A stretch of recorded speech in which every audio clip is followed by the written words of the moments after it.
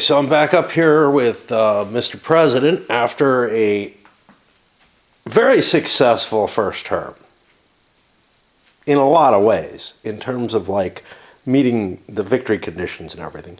I get reelected, but there's a huge danger. China is verging on winning the game. Keeping things at the level that they were at the start of your term seems very hard, which is going to make it difficult, I think, to play. I don't know. I don't know how that's going to work with the historical scenarios and whatnot. It feels really kind of fucked up that, like, how bad the world has gotten. Now, my position, and it's reasonable, as a second-term president who won overwhelmingly popularly and whatnot, is very good domestically in a lot of ways. Have I dealt with all the domestic problems? No. But my relations with Congress, whatnot, my relations with the rest of the world haven't been good because I've been a little bit too muscular in my approach to foreign affairs. And that may actually be some of why Russia and China are like so militant. Doesn't really feel like I had that much control over these things, especially since one of the things I'm trying to do is reduce Chinese influence constantly. It's boosted up to ridiculous levels, and China seems able to do that every time.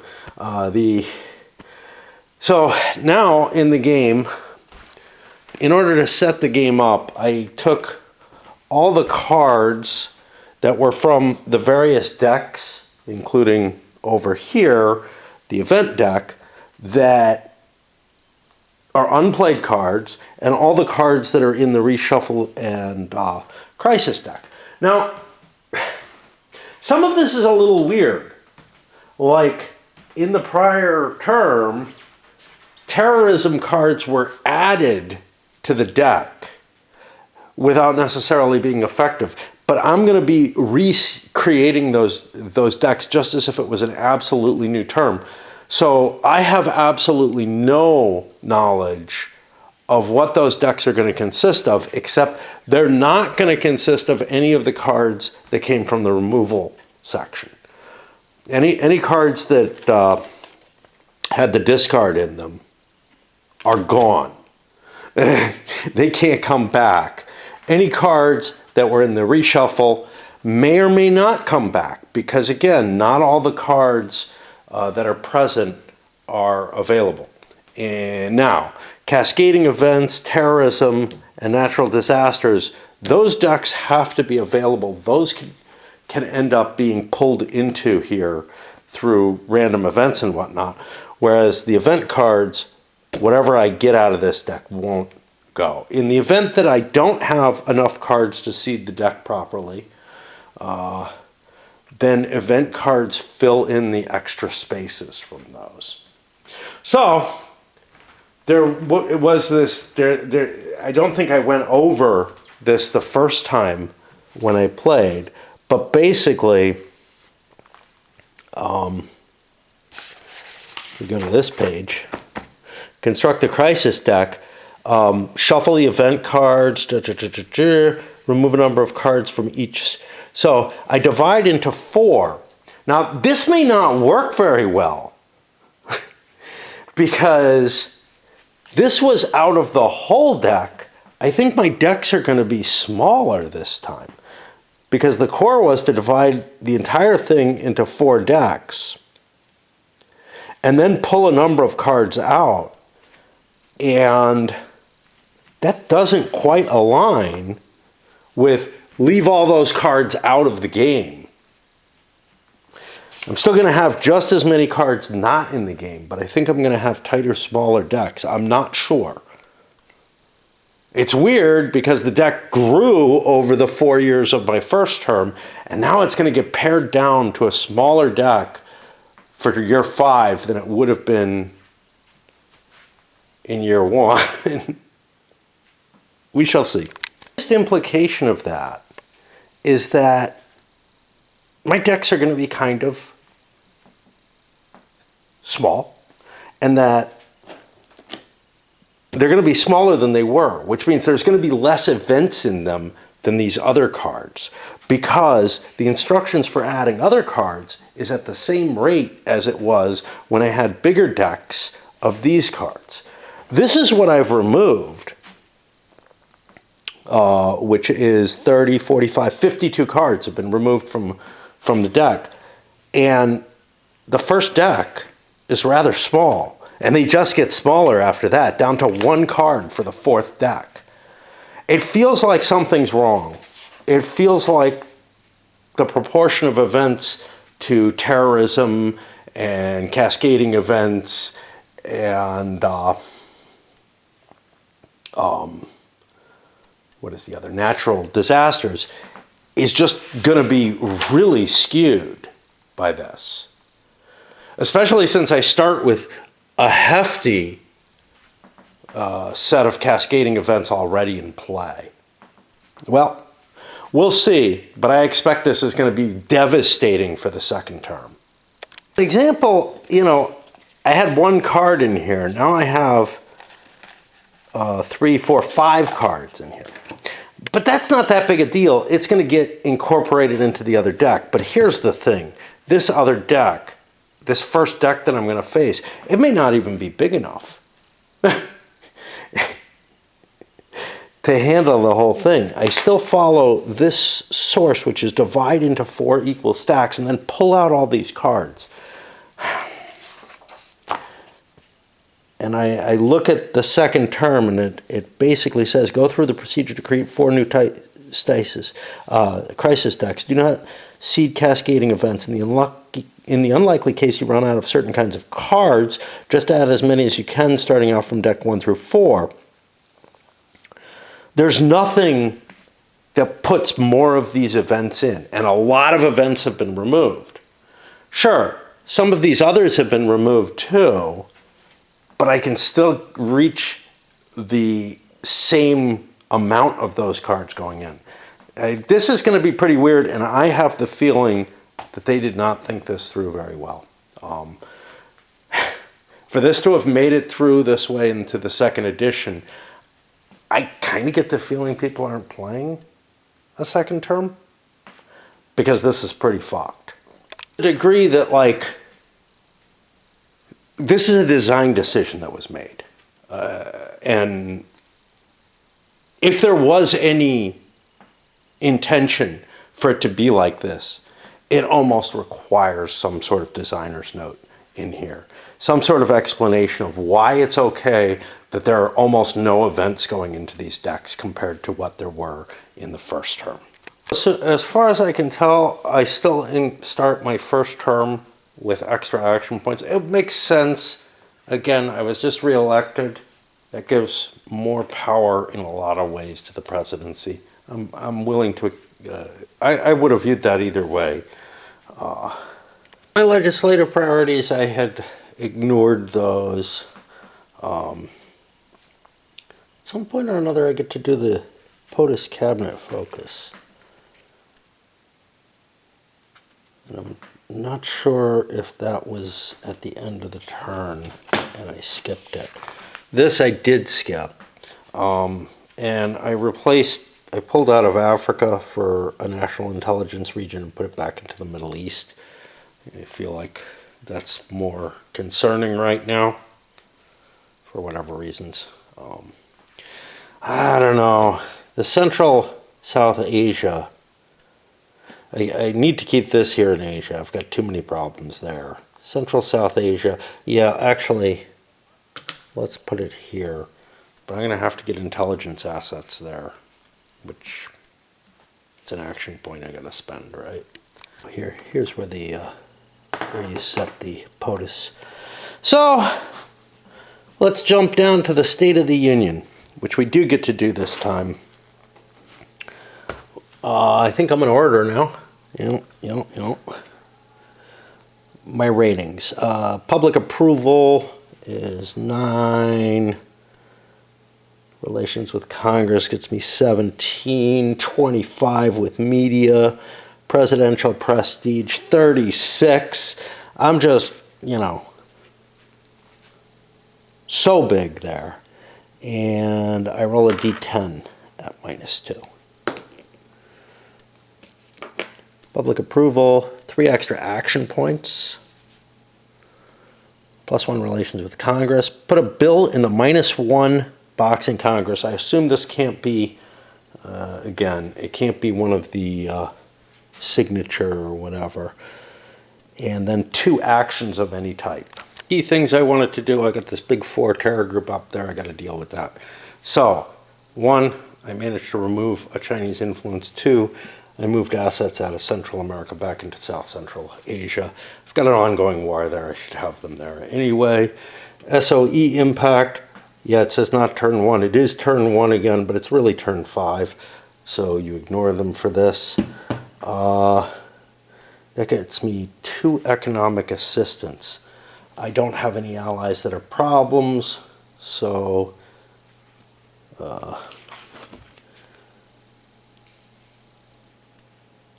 can trend pro-US. Improve my cyber and space warfare capabilities because those are important for various things, particularly the intelligence boxes. And now I get to reset my cabinet focus. I'm going to hold before I do that because I want to pause. There's shit going on at the park again. It's been happening every night.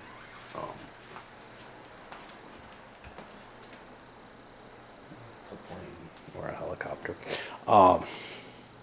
It's been kind of mellow the last couple nights. Well, no, last night it was, but it's been starting earlier. So like when I went to see the sunset today, they were already there. And I don't know, it's not lasting as long as on the nights that it goes ridiculously long. Cabinet focus. I'm keeping the interest in the domestic crisis, even though it's maybe not the most important thing. I like that -1 it gives, which is very helpful, and it could give me some action points, so there's that. I'm worried about the economy because it's dropping a little bit, and then I'm making Homeland Security the next. The rest, I'm probably not going to get with all those tensions there. We'll see. Now, I get actions from everyone. State ends up not being able to remove a Chinese influence, but I get a really powerful reduction in the crisis level in the Middle East. I'm working on intelligence activities against terror groups. Staff, who's gotten significantly better this term, is improving. Well, I got rid of the domestic crisis and hunted down a terror group. Now I have 2 more flexible things. The vice president can do domestic, or he can do diplomatic. A VP to drop a couple of tensions on the Gulf states. That pile was getting too big for my taste. Now I don't know what to do with the president. More intel, which, whatever. It gets me up to the big question. We're not losing the game yet. There's going to be a Russian action. There are some three attempts at improvement. 2 of them worked. Russia's way behind in a lot of these tracks. We got a nice combination here. The first roll got us into the failure, exposes Russian cyber intel means or methods. I got a DARPA counter for free. I haven't placed any yet over on cyber warfare. I didn't last turn either, I think. But then I got, and that created a +2 DRM for the next espionage. That got me way up here. We may need that. U.S. counterintelligence identifies major Russian cyber espionage in Western soil. Put a trending anti-U.S. on Russia's relation with the U.S. Yeah. And then I have a choice of removing Russian influence from the Eurozone and one from Eastern Europe, placing a -1 AP on Russia and a +2 DRM to next espionage, or use counterintelligence treasure trove to create a long-term advantage to feed disinformation, decrease Russian cyber strategic, and increase Russian NATO relative strength, but I also get a +2 DRM for the rest of the game. That's the one I'm going to take. If it were later in the second term, I would not go with that, which feels wrong, but that's huge. That means they're going to have a lot of trouble in the future on this table. So they actually lost one here. We just really lit them up. This is what I thought I would get. Russia NATO relative strength. They had gained some. Now it's back down to equal. Yeah, so that's a pretty good set of results there. I focused on the misinformation campaign instead of fucking with Russia, more directly. They're getting 10 of these. It's not a direct effect. It's just there are things I could have done that would have reduced their point total here, at least by 1. Helped us in Central South Asia. I mean, it's not how they see it, but, and then actually for the first time had to quell rising internal dissent. So that gets rid of a couple of their actions with a good effect for me. Helped me again, they reduced one of the rogue states here in Central South Asia, but it doesn't cost them an action. So it's not as cool an effect as it could be. They could have gone to war.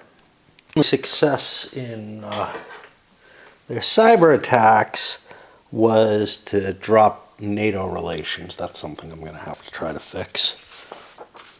A bad result on the Russian expansion attempts rile neighbors here on the exploit the Arctic. That ended up losing them an influence in the Eurozone, increasing tensions, but a DARPA over on the naval. Now, interestingly, unlike the other DARPA, and there are 3 counters for it, so I don't know, maybe this is meant to be. This might be a way to get you a 3rd DARPA counter on the board through this. I'm not sure. Normally you can only place 2. I've got 2 on the board. I won't be focusing on that. But the other thing that I noticed when I was putting tensions down in Canada, I got an estranged on Canada. I'm assuming that's real. I don't remember it happening. There's been at least one thing. Well, there's been at least 1 or 2 tables where that would have affected something, but also I probably would have tried to clear that up. So, oopsie. Ended up successfully helping the North Koreans with their missiles. They failed with Iran, which is a big deal. Look at where Iran's is. What the hell? I gotta do something about that.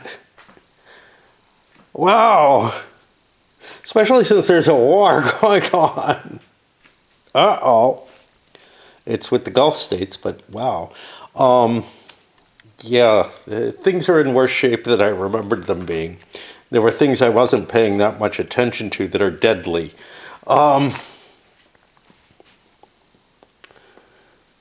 If that gets bad.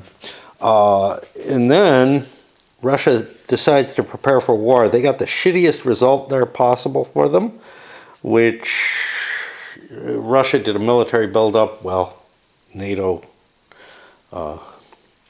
went against it as well. It did increase tensions, though, which ain't great for me. We just want a peaceful world. That's all we're asking for. I get 3 actions. My 3 actions. 1 was to remove Russian influence from the Middle East. I can't let them get a base. 2nd was I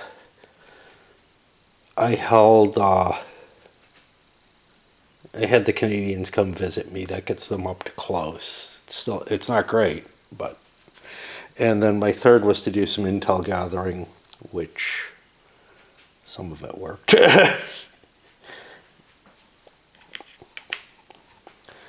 That means it's time to play with the chit cup, and we're gonna see how this new deck works.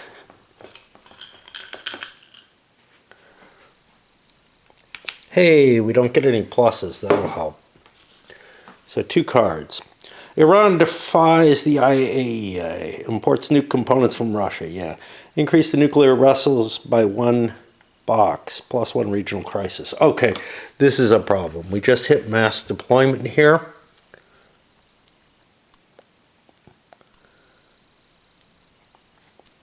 Okay, there's a minus on action points here. I don't know what the fuck that is. I haven't been paying attention to it. Regional crisis goes up. You know, look at this, but something horrible just happened. In the course of this, I emptied the tensions box, and we're going to suffer that again because I've got 3 more tensions to place in Israel. I don't remember quite what the situation was. It was like a whole bunch of tensions get removed from everywhere, and I pay prices in world opinion and other stuff. I screwed up last time. I don't actually place the additional tensions that I'm supposed to place. But the cup is full again. Not full, but it's got plenty. And the biggest thing is, I paid a pretty low price. The world opinion, I hate to see that go down. A couple of legacy points, a couple public approval, terrible. But this does go up. The game ends in a loss if that gets there because they have nukes now. And this goes on into the 2 box and becomes probably a potential to destroy me. I have to look up the track, see if there's anything additional that impacts me to Iran having nukes. Me going in there is like something in this. It's just a -3 to my current action points for getting them there. I've been looking at this up. It doesn't improve them. I don't retain them for the losses. I don't see anything specific that's an impact there. Now, what I think happened was I probably moved forward on these tracks without paying those APs. I may have paid them at some points, but pretty sure not recently. Probably just didn't even notice them. It's hard for me to see them. That kind of little print. It's not a big deal. I've ended every turn with more extra action points than it could take away from me.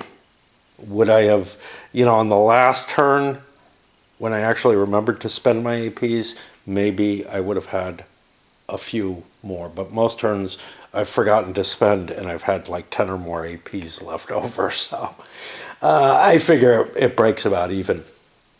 But I'm in a lot of trouble now. And on that, I think we're going to put this here and go watch my Templars video some more. Because the world is looking awfully ugly. And, I'm scared to play another of this. It's just a matter of like, I don't know. I do want to see how the deck plays out with this construction that is like got very few events in it. We didn't get a good example of it there, but yeah, it was a cascading event instead of a regular because there are significantly less cards in there, even though there's a huge amount of events that it could have been populated with, right? And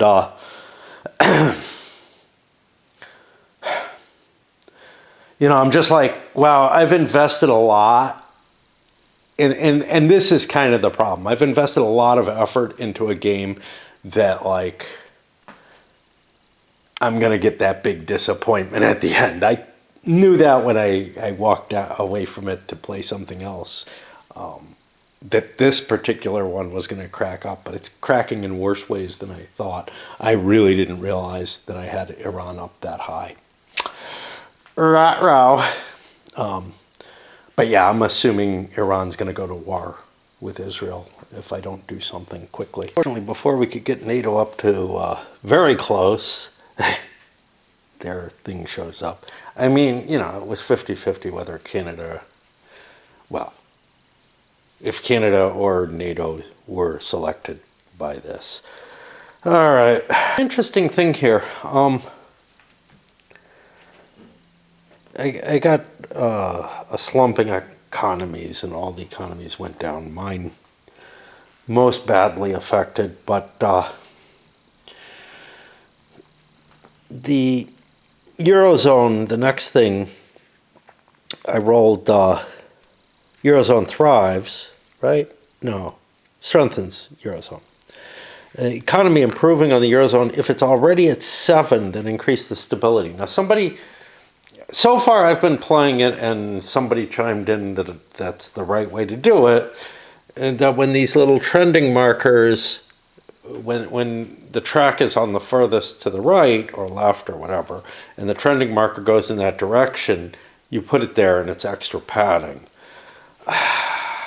I'm now tempted to look that up, because this seems to actually go against that, but maybe it doesn't, maybe it does. I think that the rules were not specific on it, and this tends to lead credence to the idea that they can't be improving if there's no space for that. On the other hand, even if the track is at the maximum, it would get a trending. So this is a special case where the economy doesn't actually improve, and I'm not able to improve the stability either. So yeah, it's just bad across the board. That the rules are clear on it. It was something I guess I didn't look up before. I don't know. Now we go play with NATO, and we only get 1 action from them. Anything out of them? I forgot to flip this over. It wasn't going to affect anything. I tried to do some intel and I failed twice. And now over here I have a +2 tension. Russia. NATO is on stage 3. That puts me to +5. US wars. +6. Can't go above +4, so stand up to Russia. +1 status to Russian NATO conflict track. Not good, not what I want. Now we're 1 away from a war there too. That brings us to Korea. Some humanitarian aid that was successful in Central South Asia, and then went to the Asia Pacific and tried to strike the terror group. It was alerted, got away. Oh, I have another action. I get a 3rd one. I don't know what I do with that. Don't want to do drone or airstrike here. And due to my failure with the tension cup, I get a -1. Cancel it out with some North Korean ones, though. And what's our conflict status? Supposedly we're at war.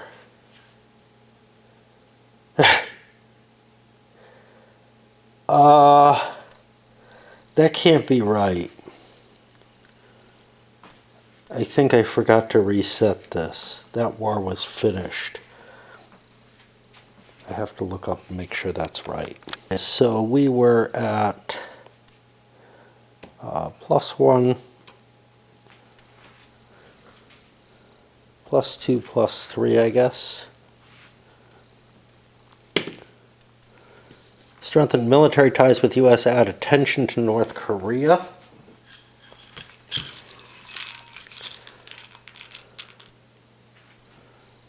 We move the relative strength in favor of the ROK even more.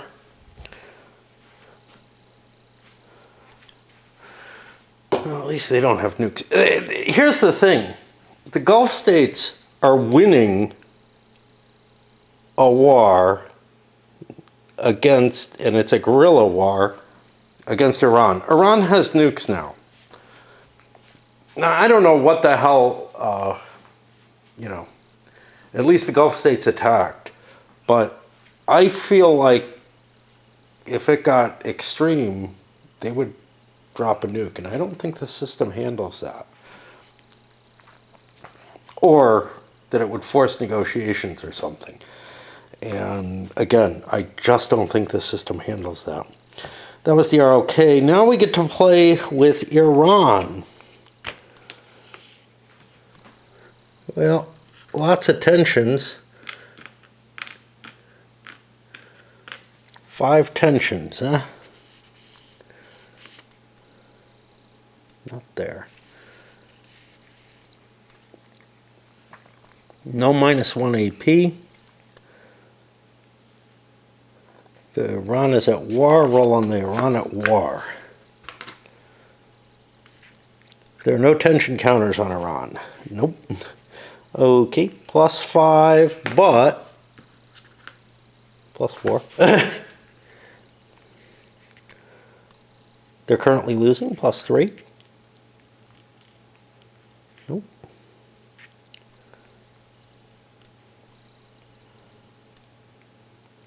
Neither one has significant, and we don't see anything about nukes here. War continues out of strength to Iran in war.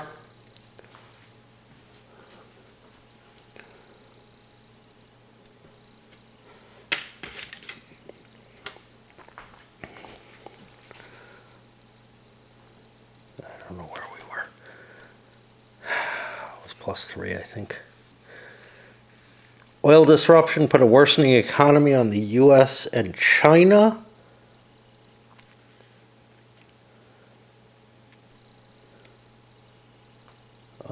Not China. Worsening economy on the U.S. This is horrible.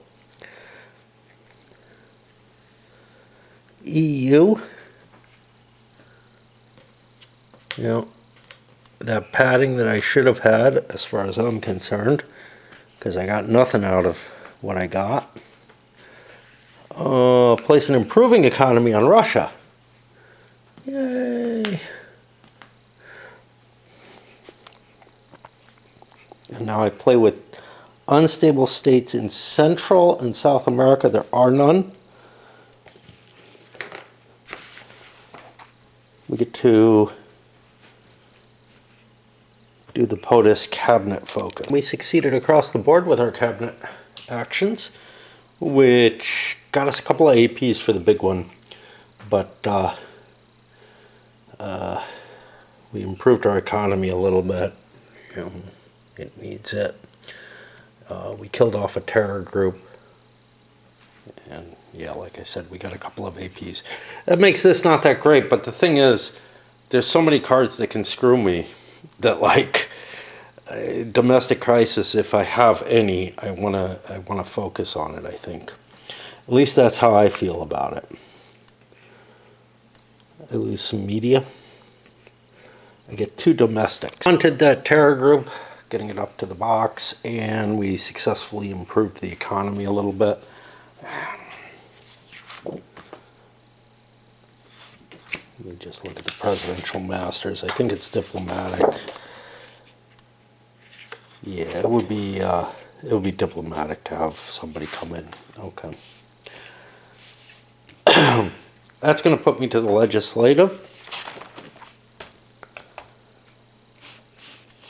which I don't know where the hell I am.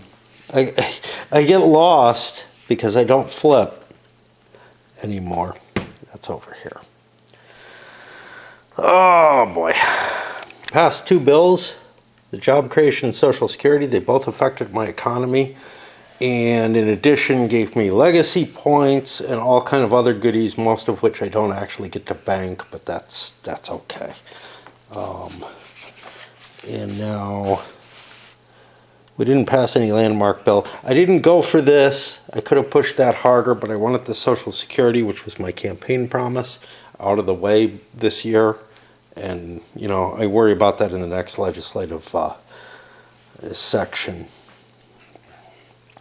Unfortunately, I did end up getting things even more partisan in terms of my party. Not what I want. It's okay. It's sausage time. -1. -2. -3, -4. We're at -3 on this. Not great. Congressional agenda. Add a new bill matching the highest public priority that's not already pending in the 0. As opponents. But if it's one of my priorities, which it probably will be, I get an advantage. Okay. Fortunately, the only one that was available is healthcare reform. The others are already in there as my bills. Healthcare reform, I've already passed a landmark bill on. It's not allowed to go up. Doesn't really talk about that. So I guess it's already there, and the opponent doesn't have any bills, so I can't help his bills along at all. This is fucked up, in my opinion. Like, this public priority shouldn't be available if I can't pass a bill to address it. I'm going to look at that some more, but yeah, it says can't be introduced again. Yeah. And that's what the rules say, as I remember it as well. There's things that are just really screwed up in this game. So yeah, there's a priority that I cannot do anything about. I'm assuming it'll count as passed if there's any of those cascading events happening. This doesn't really do anything to me. I've got maximum bipartisanship, which would have come from it. I've got maximum public approval in media relations. Those aren't going to move. The only thing I get is legislative momentum, 2 extra actions. Improved my relationship with Canada by inviting the Canadian Prime Minister, and then I realized, wow, there are things I really need to do, de-escalate conflicts. I figure Russia's unlikely to boil over at this point. I should have done both of these, but so I went with Israel-Iran. I got an optimal effect with that. Noticed that I still had my tensions and my sanctions face up, so I cleaned that up. But yeah, with the optimal effect, I was able to reduce the tensions there. I don't know how to do something about this. It's not good, but you know, look at the current situation as opposed to the game situation. At least Korea doesn't have nukes. Iran having them, I don't know, seems a little scarier, to be honest. Like, I don't know. To me. And that means I get a quick chit. We'll do that.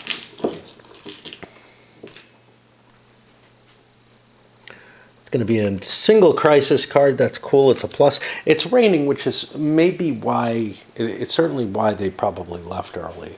But it may be why they showed up early, is knowing that it was going to rain. I didn't know it was going to rain. What do we got here? World economic downturn.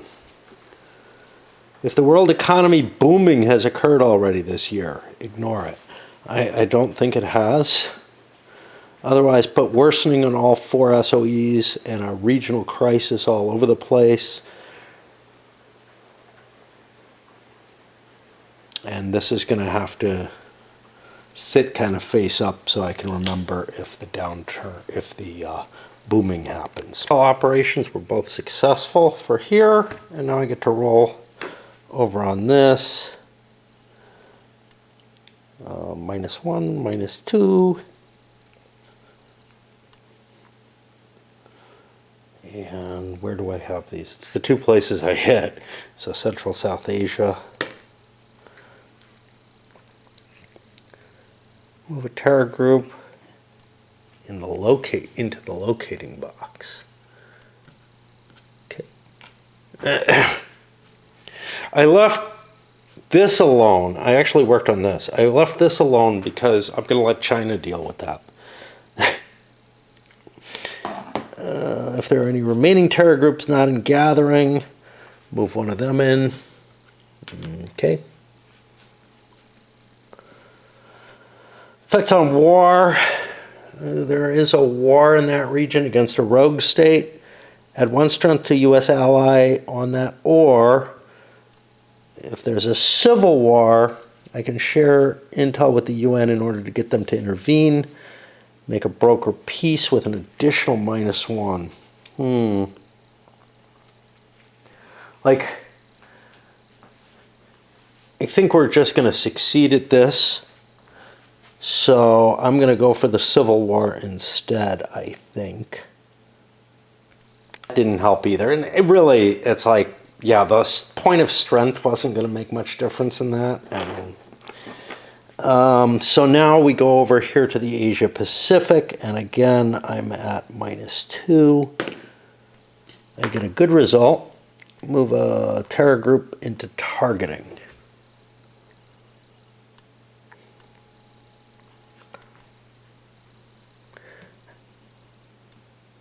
I think I moved this one. If there are any remaining that are not in gathering or further, put it in gathering, because I think I get more. No, this is a better move. I move this up to there and I leave that there. Okay, fair enough. Is there a war?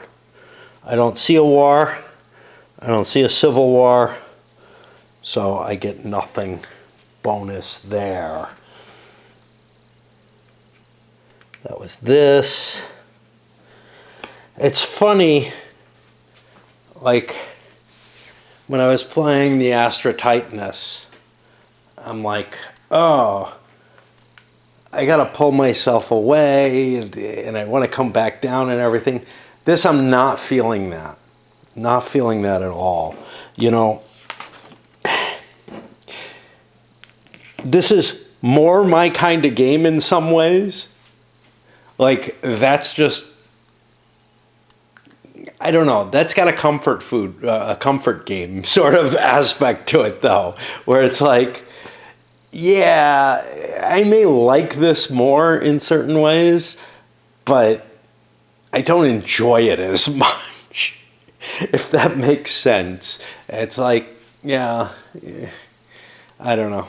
For our 4 actions, we did a reduction in tensions between Russia and NATO, which was maximally successful. See, we got a pro-US there, all kind of other good stuff. Removed a Chinese influence marker. I'm feeling a lot better about where it is at this point. Improved my relations with NATO, and also tried some intelligence that I may have succeeded with one of them, but not the one I really wanted, which was that 3-pointer there that I do not like seeing. And that's going to put me up to the chip pool. Let's see what we get. Okay, so we're going to get a decent number of cards here, it looks like, because we got the plus. Russia discovers, exploits massive Arctic oil reserves. I think we've seen this before. Russia's SOE goes to the improving level. And we roll a d10. Our relationship is horrible, so it's at +2.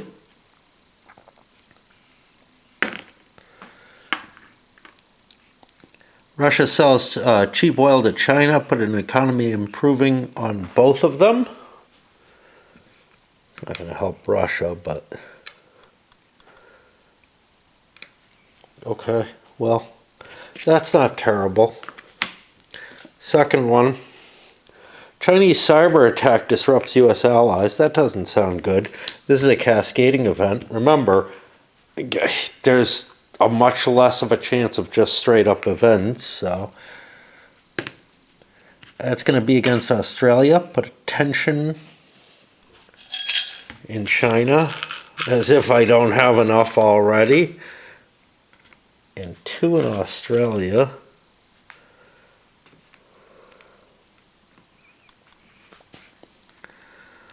Put a -1 AP on my ally.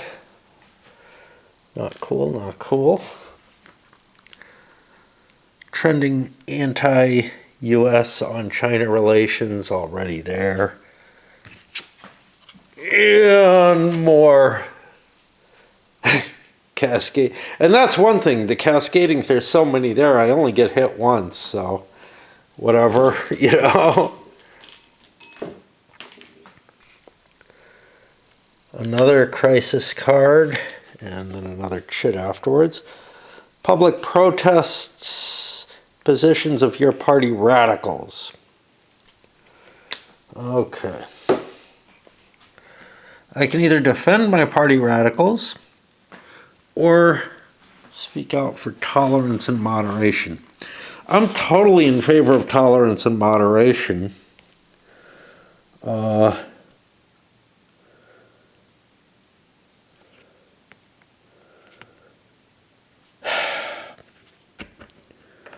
I'm going to go for that, even though it gets me tensions where I don't want tensions. I really don't like domestic crisis possibility and stuff like that. We get the worst one. +1 public approval. I don't get anything off that. -2 party. Okay, I'm going to lose a friend. And 2 tensions markers that I really don't want. And then we'll get a media slant after that. But I lose a friend, which I don't mind my friends right now. And I just lost a moderate friend, which means by being moderate, I lost a moderate friend. Great. I get a media slant, which gives me some public approval that I don't need at all. Draw another chit. Cascading event. All right, I don't know how many I have here. 1, 2, 3, 4, 5, 6, 7, 8. We'll go from the top down.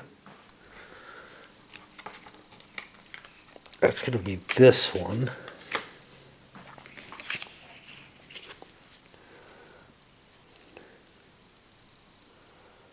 Roll a die.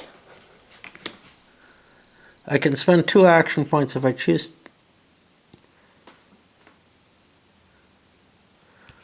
I think that this is severe drought. I guess I roll. Rain, reservoirs, fill, place card in discard pile. Instead of this, I think this is only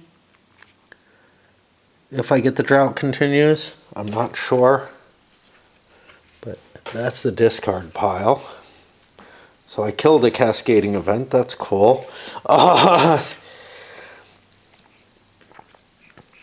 Any 3 actions. Let's do some fun. Oh, I failed to remove a Chinese influence. I'm still going for them, even though I'm kind of happy with this number, just because I know it's so dangerous what they can do. Then, well, I removed, at a cost of an AP, 2 tension markers from here. Give me more opportunity to succeed at some of those things just automatically. And then I raided a terror target in POTUS, or in CONUS, and wiped out a level of the terror group, which makes me a little happy. And now I get my core support. That drops me 2. That's fine. And then we have terror or chaos. It's going to be chaos. I'll be back in a little bit. It opened up. Good thing I fixed that. Could have, you know, it was a 1 in 10. that it would be this one, but like, yeah, that could have just ended the game right there for me. Now, make an international chaos roll. Doesn't look like there's any modifiers to that. 9. China expands island building, increase regional crisis by 2 boxes. Oh, that's bad. In Asia Pacific, and I put a Chinese influence there. And I have to worry now about WD1, which is probably in here. Regional major crisis. Stability is great. No, stability sucks. So +2. I got 3 allies. That gets me down to a -1. No civil wars. No other wars. The rogue states get me up to a +1 though. That probably isn't good. Decrease regional stability by 1 box. Yeah, I can't. Oh, this is going to go down to 2. If there's a U.S. ally in the region, decrease 1 ally region relationship, and a trending anti-U.S. Put that there. Randomize which ally. 1, 2, 3, I guess. There go the Australians again. Gonna have to fix that. And then we have a possible refugee crisis.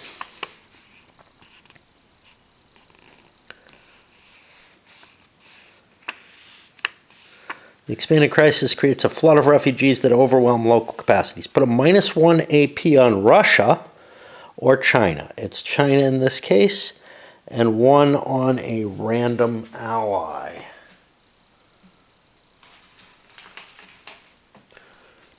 Okay, well, I'm all for China having problems. My allies, again, 1, 2, 3. We get a -1 AP over on Korea. We're not going to get any actions over with Australia. All right. We lost track of where we were.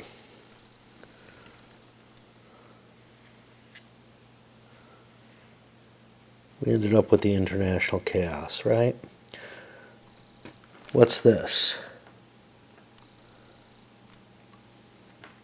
This is the domestic.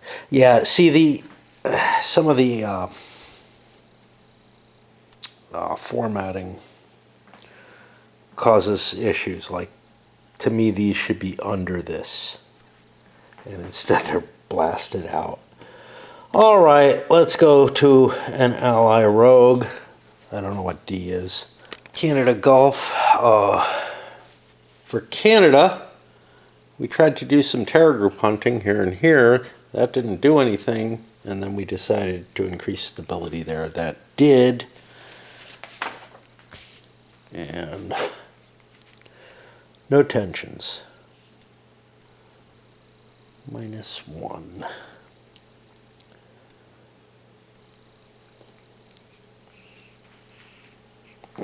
That's going to cancel things out. Yeah. I got to do something about Russia. That's a 10. Anti-terror with the U.S. reduce 1.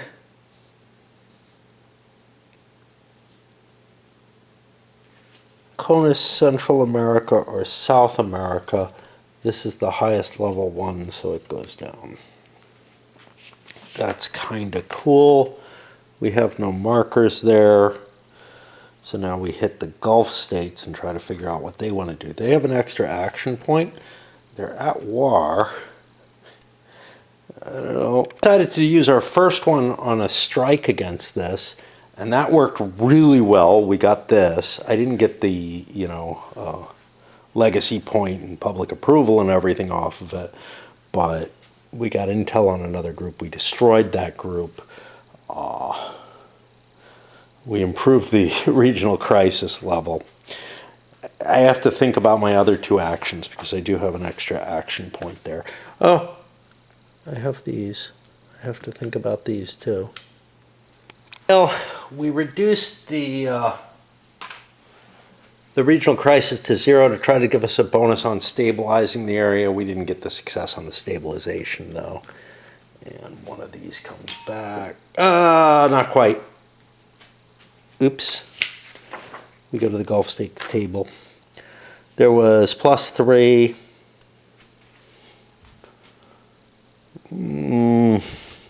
+4, +5, +6, +7, +8. It's a +4. Renewed offensives in Yemen. +2 tensions on GSA, SA. Okay, so I had 2 tensions there. I'm going to end up with 2 at the end of this.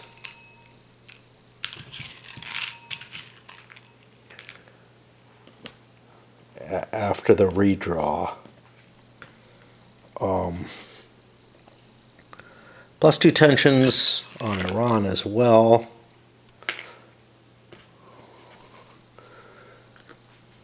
The Iran conflict increases, but nothing can happen from that. Set up a combined air-ground war against Yemen. Oh, good Lord. With GSA, SA as attacker. What the hell are you doing, folks? Ally relationship is very close, asks U.S. for help. U.S. may choose to move a carrier group in either Mediterranean or the Indian Ocean. CVBG.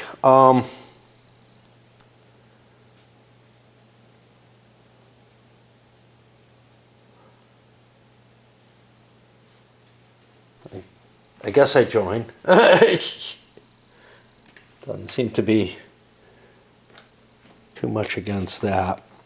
We got to set up the war. Hold on. I don't know if I want to do this, but let's throw more forces in here. I mean, they can support in lots of different areas, so it's kind of cool. Ooh, different option. Oh no, this one affects the Middle East too. Yeah, let's leave that like it is.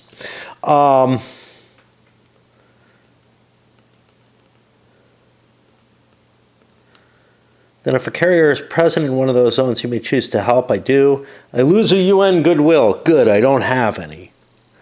I get a military footprint. Oops. Okay. Haven't dealt with those in a while. And add 2 strength in a single war. Yeah, I don't think I'm actually in this war. I don't think I'm part of this war. So I add 2 strength in a single war. Well, I think they got a better chance of dealing with that than they do with we're losing this one. Let's see if we can win one of the 2 wars at least. Yeah, I don't know. Okay, great. We get a strike against them, an initial strike. I'll be back after that. Chinese and Russian influence. I'm so penalized. I don't move anything. The Gulf states are like being so violent. I don't know what's up with them. And then we go to rogues. The highest, okay, so there are rogues on the map.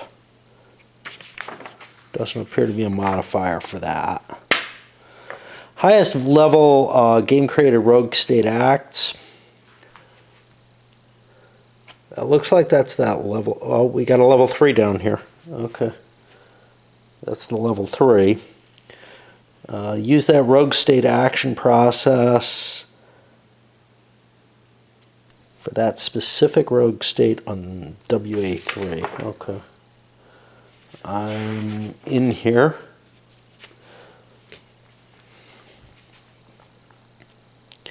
The level 3 or 4 is at war. It's not. If it's not at war, do only B. Does not have a marker against it. Try to acquire WMDs.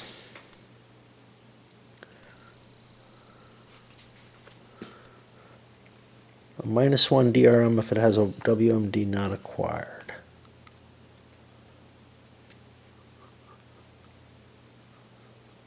It does not have a marker that says that. So it got a 7, which is a fail. Place a WMD not acquired -1 on it.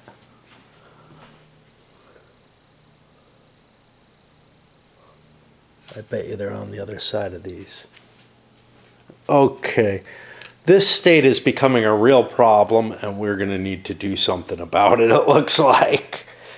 More wars! Fuck. All right, and then I play with unstable states where Central South, none, and, oh, yeah, none, and Asia Pacific, I have one. Stability sucks. It stays. That puts me to the UN to play with. And succeeded at all 3 of theirs. I don't remember exactly where. The big thing was the terror group dropped there. But they actually improved the stability here. I guess that's cool too. That's hard to do. The regional crisis. Somewhere was 2, I think the Middle East, but it could have been India. And now we look for a civil war in the lowest stability region. I think there's only one civil war. Over here in the ceasefire. -1 for UN. Cancels out.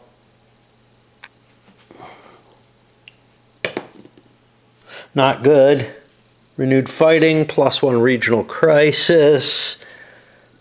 And we get a regular CW in there. As far as I can tell, I can try to do arms control negotiations here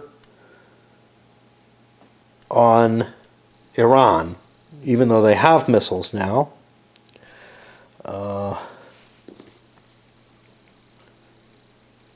This will help Russia or China, but I need to fix this. Unless I have something else I can do.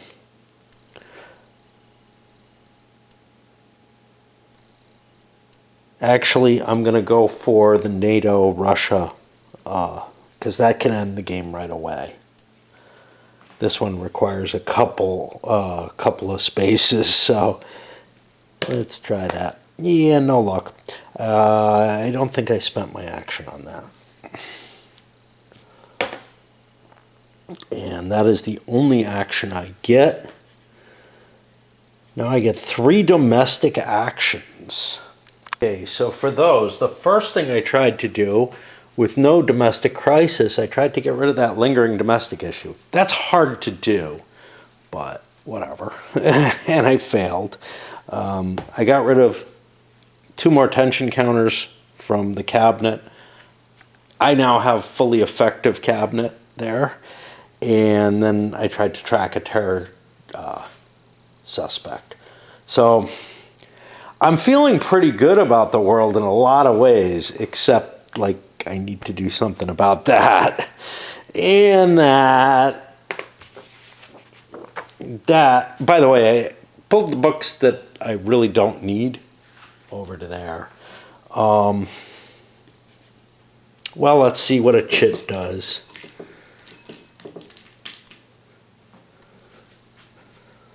That's 2 more cards.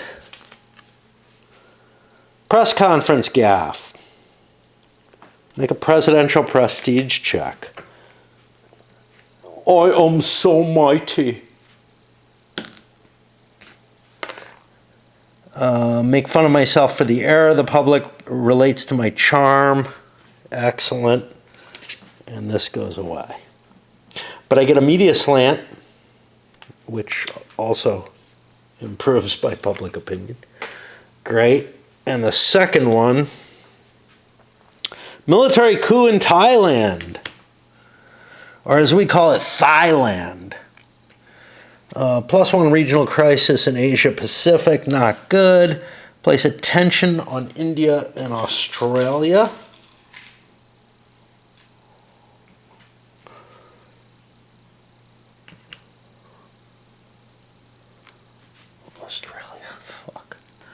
I can spend an AP to recognize the new government. If I do, I subtract 1 from the following roll. Sounds like a good idea. A 2. Put a trending pro-US in Asia Pacific. Sounds good.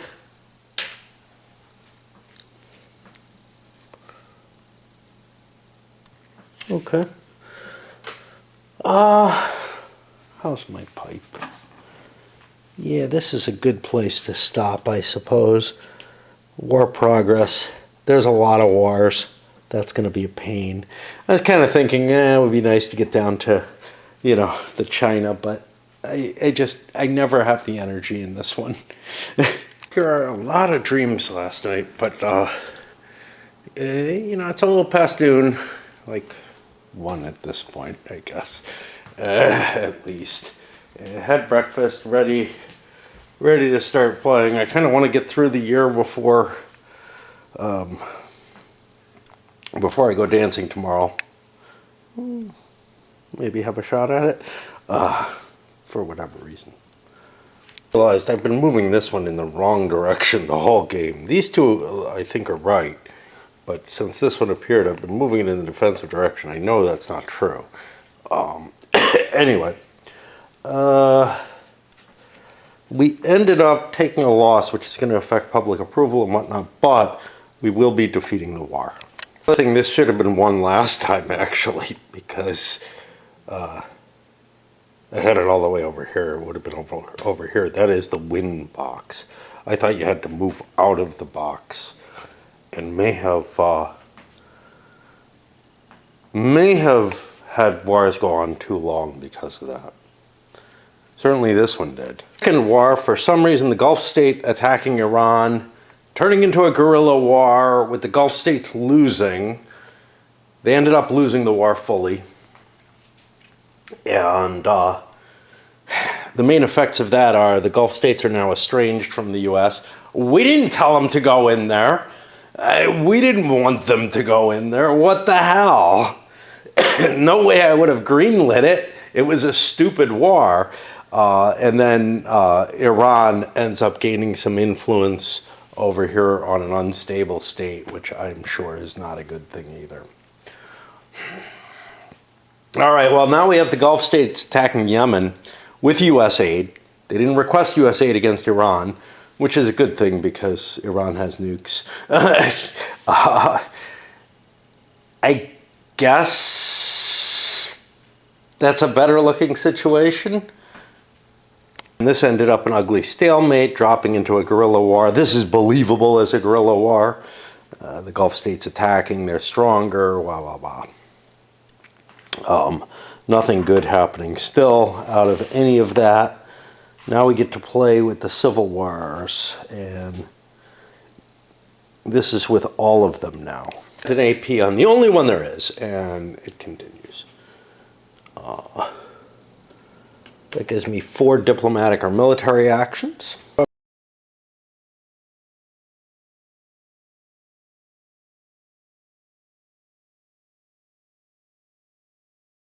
With some good stuff, got rid of a Chinese influence over here, sent the military in to build infrastructure, which worked out very, very well, although that did not reduce the crisis zone in the Middle East, which kind of means I feel like I have to work on that. I can't leave that up at 2. Also, So I got an extraordinary success there.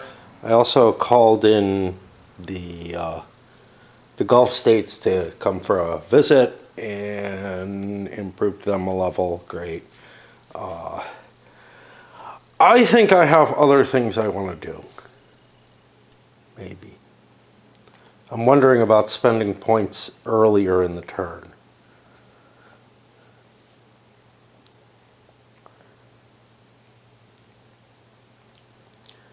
Okay, well, see, I can't do I can't improve the relations with Australia and the Gulf states more than I already have. And that's kind of the problem, but I can do it with the SOE impact. I do get 2 economic assistance, so that'll handle that. I'm considering, oh, should I strike these while the iron is hot? I don't know if I actually have to do that.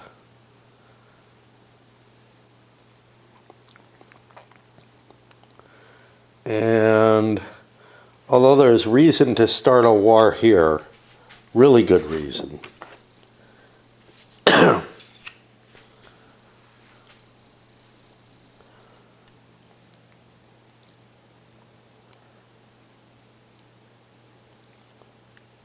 Let me think about a cyber attack or a war.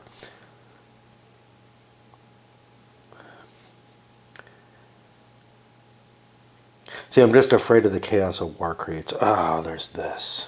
Yeah, I'm going to spend 2 to reduce the crisis there. Spend another couple action points to get another action to start a war here.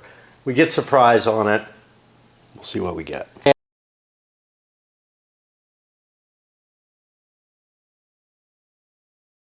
And we inflicted some losses and hit them pretty hard. The wars are going to be easier now. At least in this last one, I only have to make it to here. This did not move into a guerrilla war. So I've got a pretty good chance of finishing that up the next war. Allocation phase, I did way over 4 actions, spending lots of stuff. Now we go to the SOE. And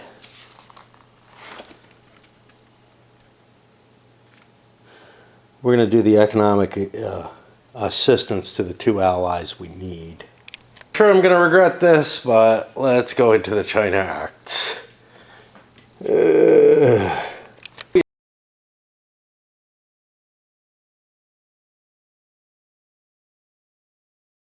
Easy to get distracted. All these tensions counters, well, there were enough.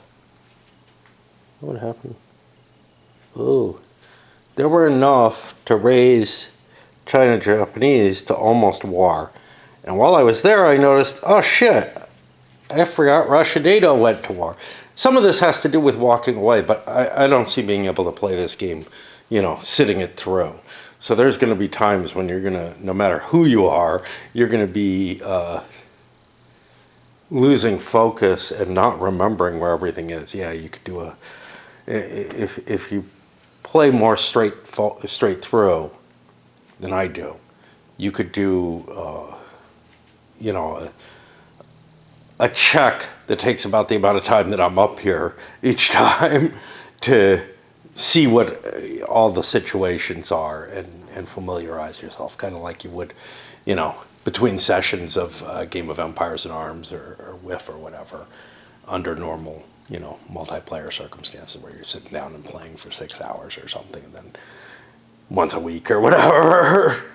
But yeah, for me, I can't afford to do that kind of check each time. So there is some just inherent risk that I'm going to miss something that's going to lose me the game. And I certainly would have dealt with that ahead of everything that I did in the last diplomatic military. And now I'm walking around with 2 albatrosses around my neck. Albatri?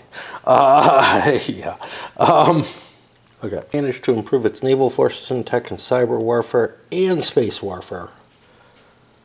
All of them. They were all successful. Wow.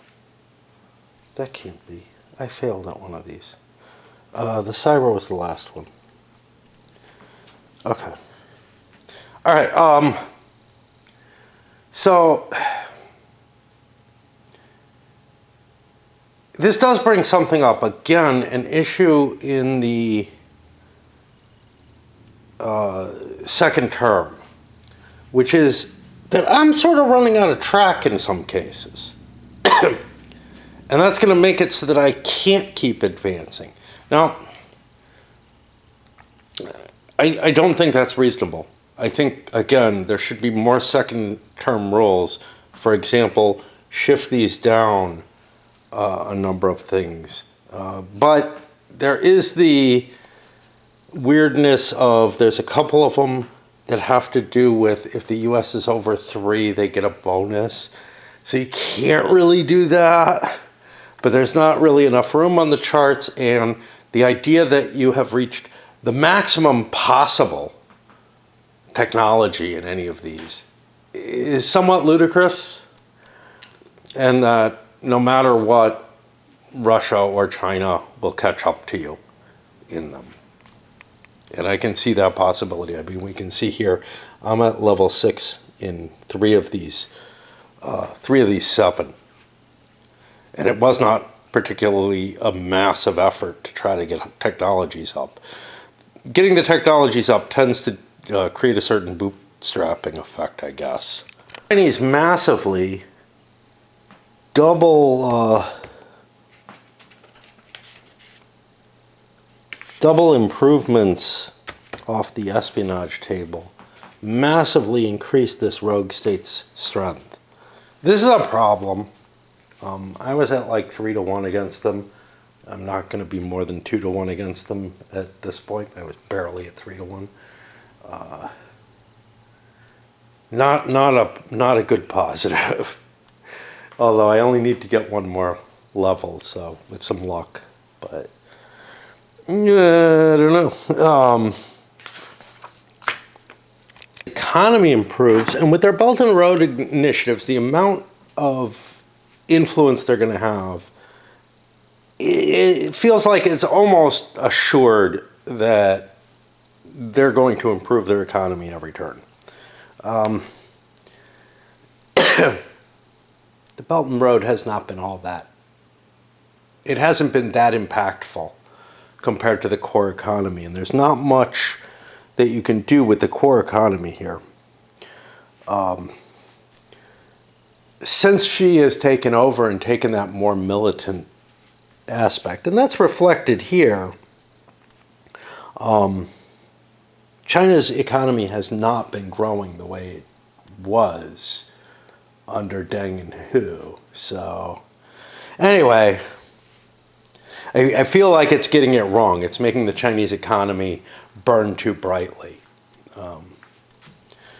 But we end up with 9 actions, and well, I'll come back with anything of interest. It does help us with Central South Asia. One thing they got right is the quell rising dissidents.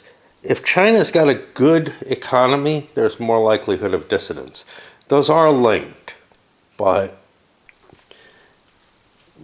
you could say it might be linked the other way as well. Like, a decreasing economy that's strong is probably the worst thing you can have.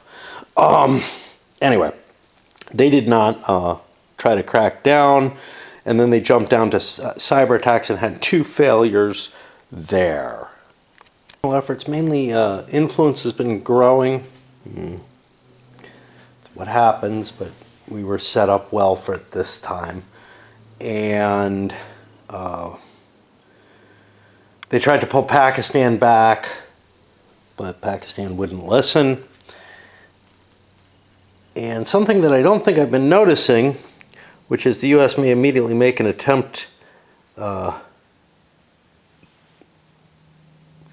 do unilateral and multilateral sanctions, because I don't think I've hit the contesting Chinese expansion all that much. We got unilateral in there. I may have tried this at some points, but I'm pretty sure I've just missed it at others. It's hard for me to read a block of text, you know, and this game has a lot of those. One of the reasons for that is, for stuff that I'm just playing the game through, I don't want to spend a lot of time carefully reading things, which is why structured charts and stuff work very well for, I think, most people. And not that I'm perfect on those either, but when I have to read, through something this size and catch every word, I would much rather bullet points. But of course, the bullet points eat up some space through formatting. And Chinese final action screwed with the U.S. economy. We didn't manage to get the bonus that we got against Russia. I got to get this other defense bill passed. Once I have two of them, I'll have a bigger bonus. I also didn't get a cybersecurity bill passed yet. Oh no, I had one. Yeah, it wouldn't have been enough, but I could get lucky and fuck with their intelligence capabilities that way. So that, and then the net influence is up to 12, a worrisome number, but not horrendous. But just look, the tensions just grow right back. It's like maybe there's a possibility of being incredibly conciliatory towards the Chinese. I feel like you will lose the tensions race in that case, though, or the influence race in that case. Oh, I don't know if I feel up to doing the actions yet. It's a lot to do in one day, though, to get through all of this. I remember why I was thinking about that, because I need to deal with those upcoming wars.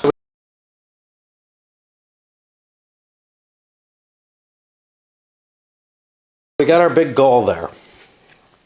We managed to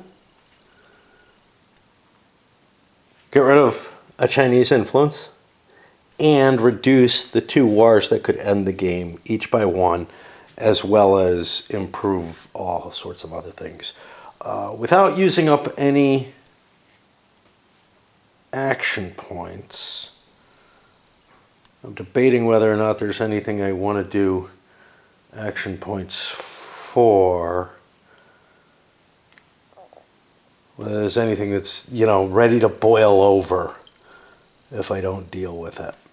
There's stuff like lots of tensions on some allies and stuff. I just don't feel like I'm not that high in action points anymore. All right. Let's start the chit game. We'll stop when we hit the ally rug. Cards with a plus. Let's look.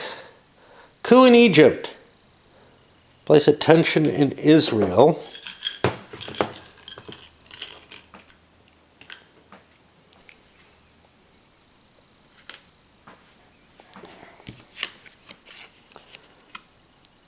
A level 1 terror group in the Middle East. Okay. We got too many in there? No, we're allowed 3. Okay. Things that I forget to keep track of there. I don't see any modifiers to any of this. Oh, that's not good. Extremists take over Arab Spring. Place a new level 1 rogue state in the Middle East.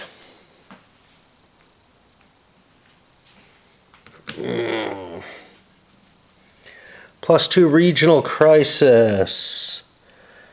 -1 stability, can't get hurt there. Add a trending anti-US.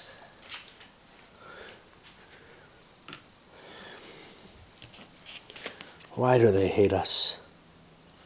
Goes away. All right, and there's a second one. Taliban resurgent in Afghanistan.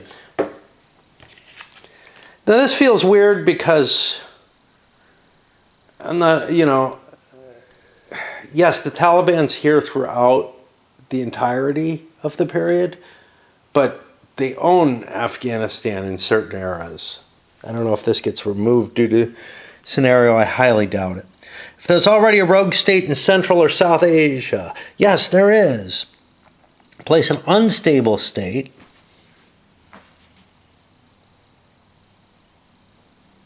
Let's run back to these.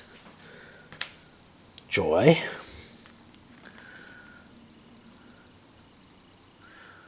Upgrade a level 3, 2, or 1 terror group. Assuming it's not at random. In Central South Asia. -1 regional stability, +1 crisis. Stability's fucked. The otherwise doesn't come up. This is a repeating card. Now, it makes sense what happened. The Taliban's exporting issues, essentially. Okay, so that was 2 there. We have 1 more chit. And maybe another. NSA. Okay, this one means I get to draw 2 cards, burn 1, and throw the other into the reshuffle. Which, you know, if they're good cards, it sucks.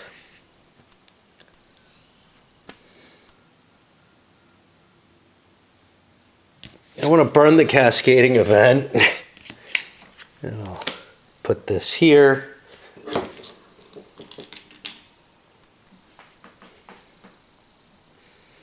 And then draw a crisis card, and this time I burn a plus, so that's kind of cool. Major quake hits Los Angeles, mass casualties. Another cascading event. Okay. Place 2 tension counters on the POTUS. So glad we worked hard on fixing them. I mean, I don't mind those. It's part of why I did it. Okay, I spend and subtract APs. I'm going to spend the 4 APs. I don't want a Katrina.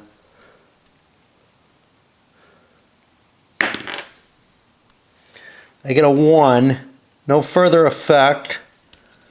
But it goes further. Yeah, I really wanted this. Because that would have bumped it further. But now it's a cascading effect. The thing is, with the number of cascading events that I have, it feels like there's just too fucking many. You know, I've got this earthquake that just hit. It's not a top of mind problem because there's so many different things that could come and only one of them comes. So that earthquake, you know, might not show over the course of the next several years. The cascading events don't really cascade when you get a pile like this. That got me through all of them, and we promised we would stop there. The important thing that we did was we prevented those wars from being an immediate risk. Did a decent amount of yard work and earned myself a beer and sitting out in the sun reading. And I closed my eyes for a while inside, napped a little bit. I'm a bit stunned, but I know I have to play to get through things. So we will start on this. I don't know how far I can go, honestly. Yes, first, and the number of tensions up there, and yeah, I knew it was dangerous, but is high enough that it downgraded them to close. They have a -1 AP, so I'm not going to be able to do a damn thing with them. And they do still get this. +5. No big terror groups. +6, lots of tension on China. +7 for a US war. Yeah, that's a +4 max. Increase non-China regional trade. Remove 1 China influence from Asia Pacific. Cool. Every now and then they do something nice. And now I have to get rid of the counters and put new tensions in. Played out their 1 intelligence operation, moved a couple of things up. They managed to reduce the regional crisis here. I decided to go for this one, and that did not work. I had a +1 AP there. Israel themselves, oops, I forgot to do this. They've got +1, +2. There's a rogue state, +3. The Iranian nuclear missile program puts me to +8. No, sorry, +6. Iran, Israel, +9. And I don't think Israel's at war. +4 max. Blue result doesn't have any special effects.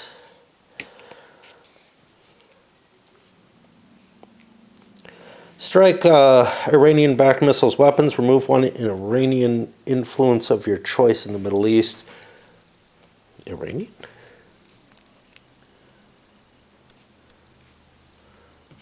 Guess that's this one. That's all there is. Wouldn't have much effect otherwise. Okay.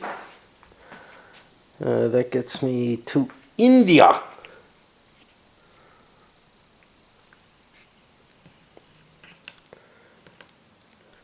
Remove the counters either too late or too soon. Who knows? Reduce the crisis level. They tried to reduce their tensions with China or whatever it is and failed. And now they're individual +2.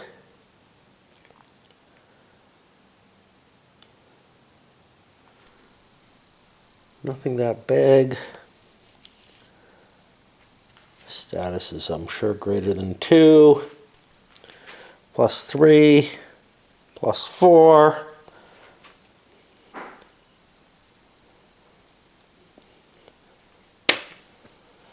It's a 13. That gets me into the brown results. India's not at war. No. Okay. Border fighting in Kashmir. Roll a die.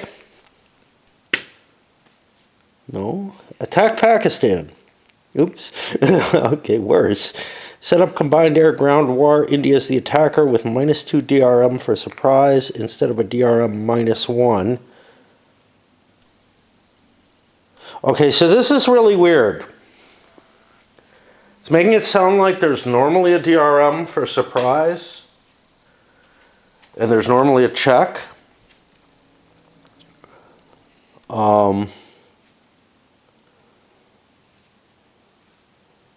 I don't know what's up with that.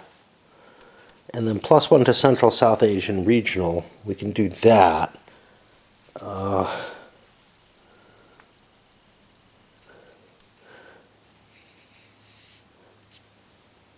Set up a combined air-ground war, India. Now, there's a bunch going on here that I'm not sure what's happening. In other circumstances, I would have increased the India-Pakistan war marker. I'm not sure that's the case.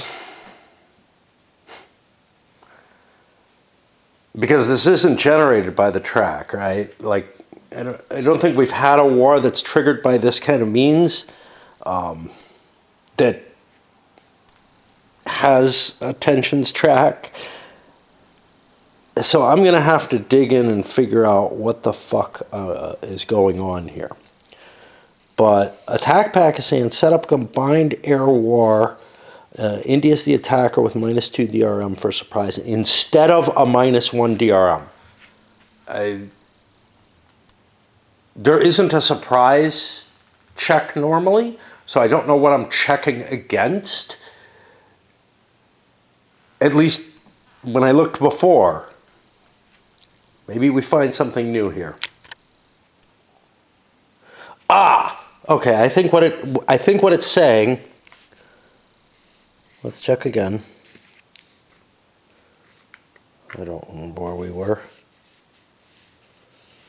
We run this big one. Setup combined with a -2 DRM for surprise. They have surprise, and it's a bigger surprise than normal, because I look here, the normal surprise is -1 DRM, and there's no surprise check normally. So yeah. So they have surprise, and their modifier is better than it would usually be. Okay.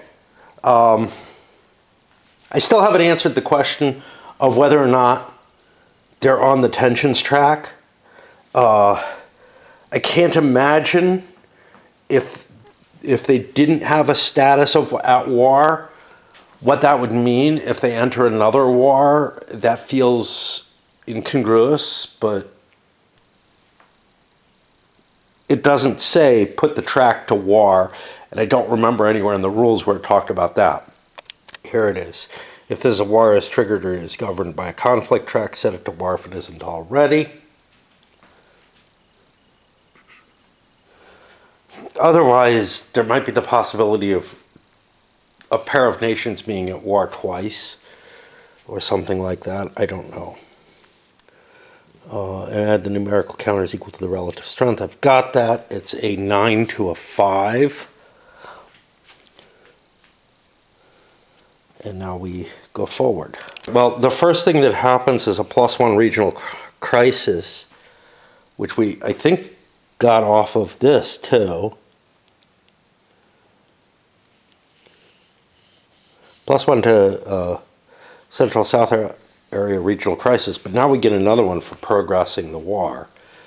Ouch. That's going to trigger something else on the stack, which is WD1. City regional stability is +2. Make it +1 for the ally. There's a civil war, brings it to +2 again. There's a war other than a civil war, brings it to +4. And there are 2 rogue states, brings it to +6. +4 is the maximum. We get a very low roll. Increase a level 2 or 1 terror group by 1 level. Add an unstable state. Even with the war, with all the Chinese and Russian influence, all the problems in the area, it just kind of stalemates there. Okay. This might not work out very well for me. That was the India action, rogue state actions. Each rogue state on the map. We have a fair number of them now. I will work my way through. Middle East grew. The ones in Central South Asia grew. And by the way, this dropped this 2 points from pro-US to anti-US. This also went down a space. I got lucky. Over here, neither one grew. They increased terror. There's now a 4-point terror thing. This went down a space and then gained a trending anti-US. It was trending anti-US. It is again. The biggie is these guys did not get WMDs. I think that may have saved me from losing the game automatically.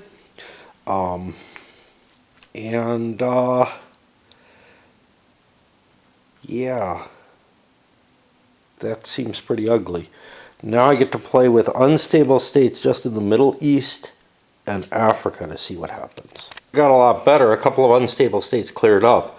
But here, the unstable state turned into a rogue state. I'm running low on rogue states. I'm sure something terrible happens, like I lose the game or something if I run out of rogue states. Okay. Now I get to play with POTUS and the cabinet. The successes there, neither of which was all that big a deal. One, the public media relations. My media relations were great already, so I took it on public opinion, which doesn't even matter. And then we got an improving economy, so we got rid of the deproving economy. Disproving? Declining. I don't know. What do they actually call it? Worsening. Okay, well, that's not symmetrical. I'm assuming there is no symmetry there. And yeah, I mean, didn't get the other results, including the very top result, which would have been useful because now I do have a domestic crisis kicking around. Things look really, really ugly. I'm walking into the legislative phase. I need a break. Moving into the legislative, I took the media hit. For two domestic actions, the first one I took was I dropped the domestic crisis. Then the big question was, do I want to get the lingering issue? Instead, I went for relations with Congress, which I improved, and also got another buddy. My buddy is a moderate, which is what I want, although I'm fine right now with the bipartisanship, and I could tinker it. It was probably a dangerous thing to actually do. I should have gone for the other.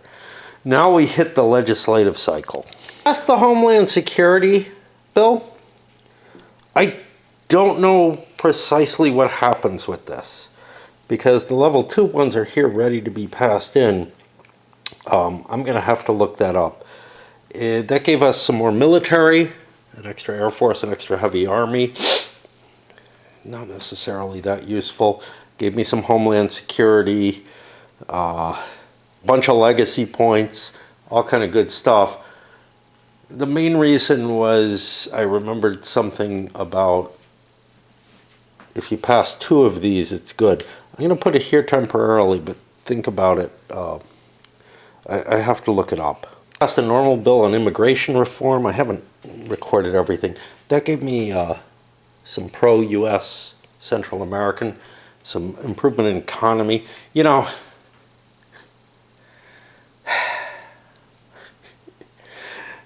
it's been, honestly, over 20 years that we haven't been able to pass this kind of legislation.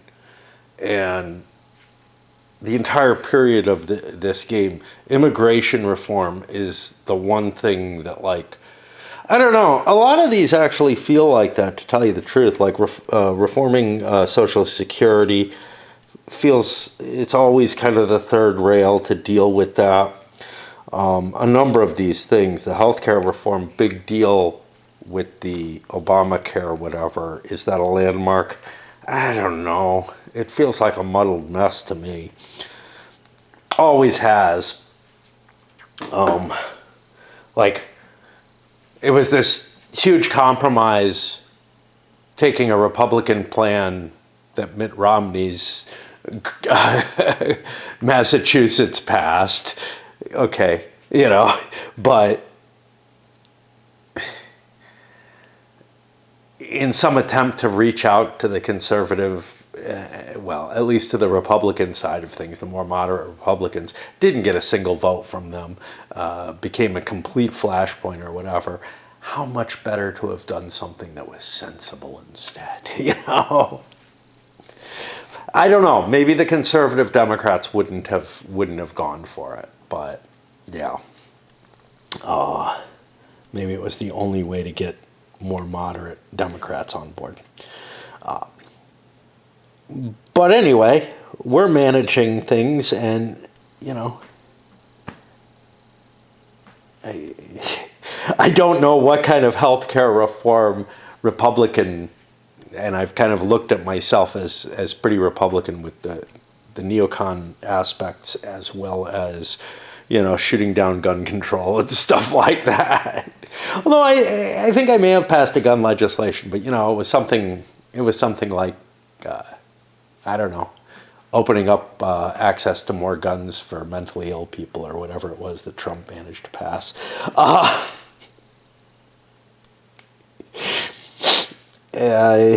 What would the healthcare reform be? Maybe make it so that hospitals don't have to treat people if they can't prove their insurance, something along those lines. Yeah, yeah, I don't know. That would be the landmark. It would do a lot of good, you know. It really would. It would be horribly. It couldn't possibly pass, but I don't know. I'm just trying to think of something that matches as a landmark in that. Um, there are definitely rough edges to the game,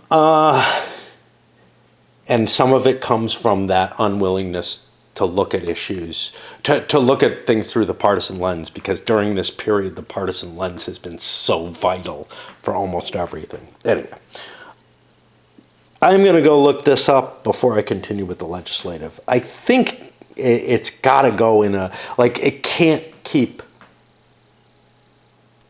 it can't be passed again because the troops aren't available and stuff like that. The answer is it goes back, it goes into the landmark legislation. That's what I thought I remembered. Okay. Hey, we get to look at the sausage, don't we? Want to see my sausage? That's this table. We got mods on there. -1, -2, -3, -4, -3 max. Oh, the sausage is as bad as it can be. This is the congressional agenda. Oh, I forgot to give myself the bonuses for immigration reform. Hold on. Because that was a secondary here. So that's a legacy point, some public approval, great. A legacy point, and a couple of action points. We're kind of fuck. Did that?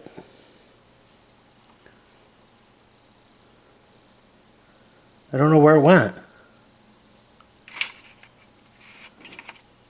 Like it disappeared. I'm assuming it fell on the ground, but I already took a glance there. Jesus. In here, it somehow landed without making any noise whatsoever. Like, and I tried looking, I didn't see it, but whatever. Okay, so this is going to be the same shitty thing. Highest public priority that it isn't in the pending bills area. Okay, so it's going to be, I think that's education reform. And here, I expanded NASA funding instead. So yeah, this is not going to help me. Except education reform's already up there. So it goes for the next one. Energy independence.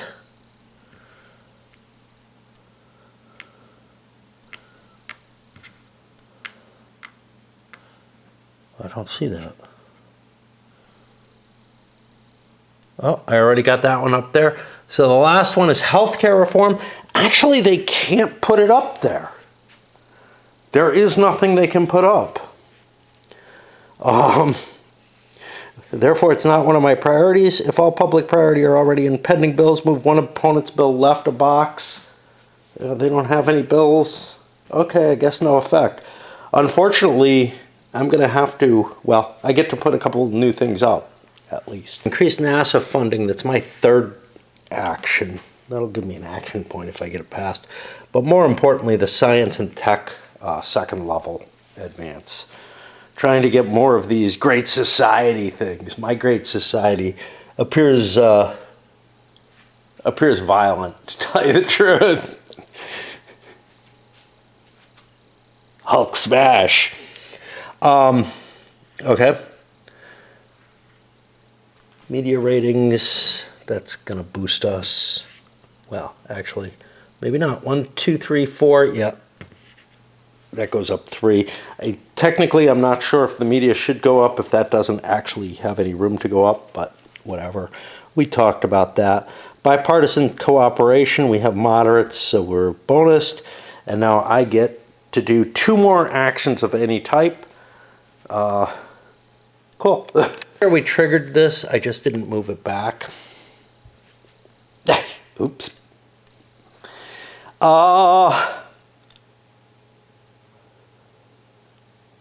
I got real problems all over the world. Fuck. Okay, so we tried to remove a Chinese influence. That didn't work. Then we hit this terror group, dropped it down successfully. But, yeah. And, I mean, I feel like I'm on the edge of destruction at this point. Single chit. We can do a single chit. No question about that.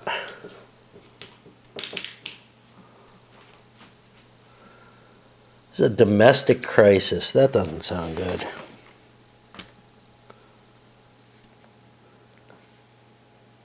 D9. I don't know that we've done... Oh.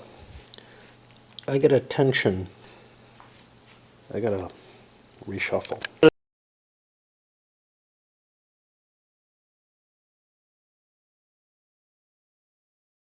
Just a little reminder here of the effects if you run out. What it doesn't tell you is that you pull 2 of each. So I don't know how helpful that really is. There certainly is room. They could have put more information there. What I don't think I've ever had happen before is a domestic terror event. We've had terror events that have hit domestically, but not this particular thing. So,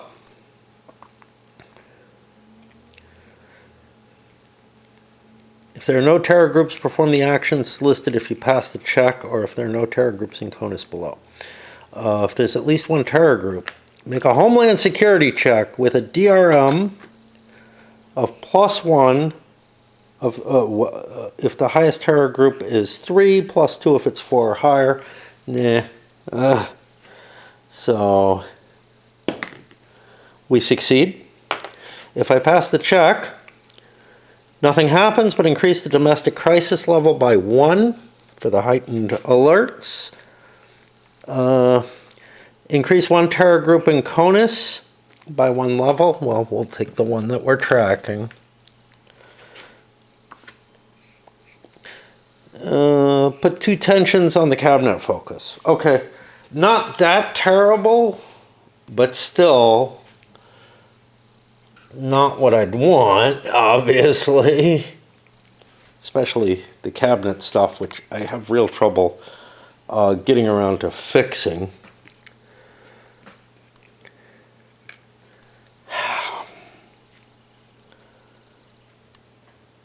Can I get to the end of the quarter? The thing that worries me here is a bunch of actions. Hunting the 2 biggest terror groups, I gotta be careful not to drop this below 5, but it's above right now. And now we look, let's look in Central South Asia, where we go -1, -2.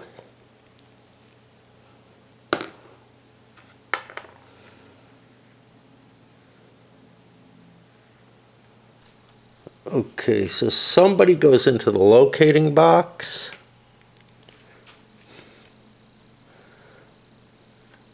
It can't be in an intel box. If there are any remaining that are not in the gathering box or further, there are not. We have a war. India has a war.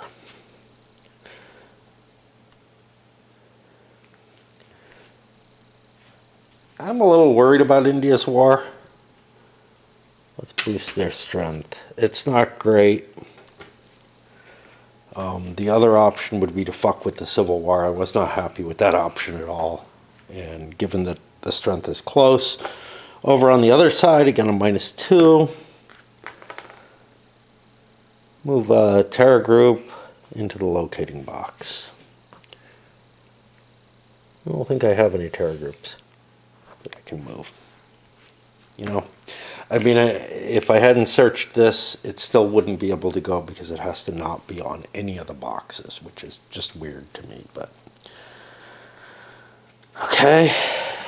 Now I get a bunch of actions. A raid on this big 3-point terror group here, and I botched it. -2 public approval. We moved it to the gathering box. We lose a legacy point. This was all us doing it. We roll a die. I got a 9. I have to fire my Secretary of Defense or take all kind of hits. I'm going to take the hits and stand by him. He's really good. I don't blame him. Broiled in so many problems that attempting to do intelligence gathering against the two three-point terror groups both failed. Fuck.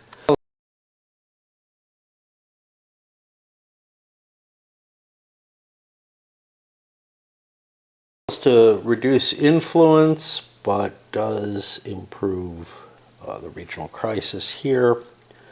I'm ignoring Australia for now. The reason is they've already gone. So I know they're not going to go, but at some point or another, I do have to do something with them. I kind of like using the economic where it's guaranteed to improve them. It's the domestic crisis. I make an attempt on the lingering. I fail. That puts it on the VP. I think I'm more worried about international stuff than domestic. My vice president out to basically sign to get a NAFTA type agreement in Central America. High stability, high alignment seems like it's a good move for me. The president himself does some intel focus, and I get these there. Was there anything on the presidential primary stuff that I really wanted to do? Some of these are like, yes. Do I want to deal with Australia? No, I already decided I would hold off on that, try to do that with funding. That's going to push me down to the NE4 actions. I kind of wanted to get that done. It's getting close to, I don't know. These are diplomatic and military. Yeah, let's squeeze them through too. The big terror group there got a decent result on them, hit them twice, and didn't get any additional intel on them.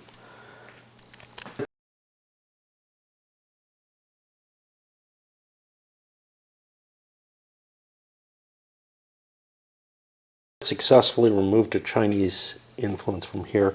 I decided, changing my mind, to go for Australia. I failed. The reason being, look, a lot of chaos can happen. I don't want to count on the SOEs. Yeah, I only need one right now, but whatever. It's too scary. I got one more action. I am not thrilled with the military situation going on against these guys.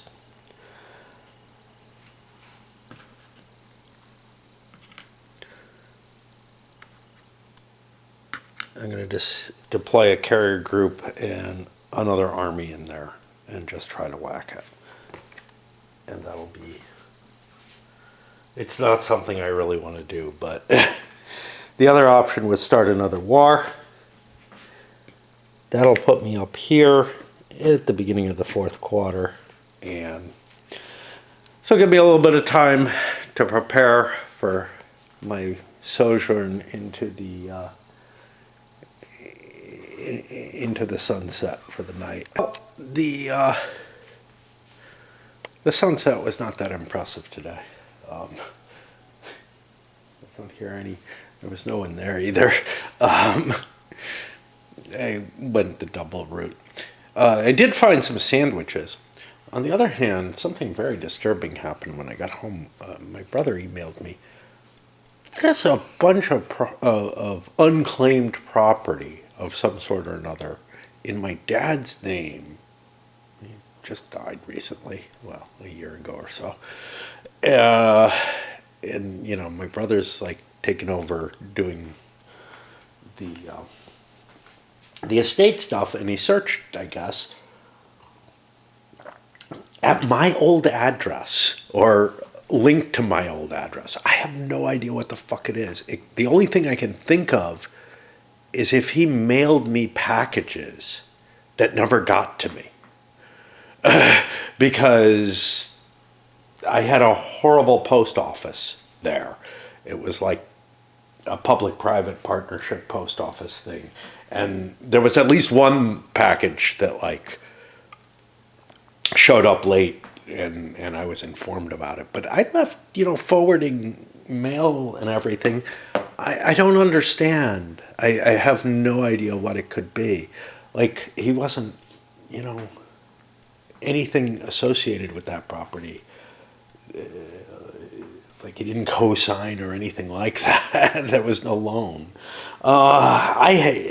And now I have to go through what's going to be kind of an obnoxious situation where I'm probably, unless it's something, like a box of games or something that I didn't account for, that I thought I had sent up but didn't get sent, or something along those lines.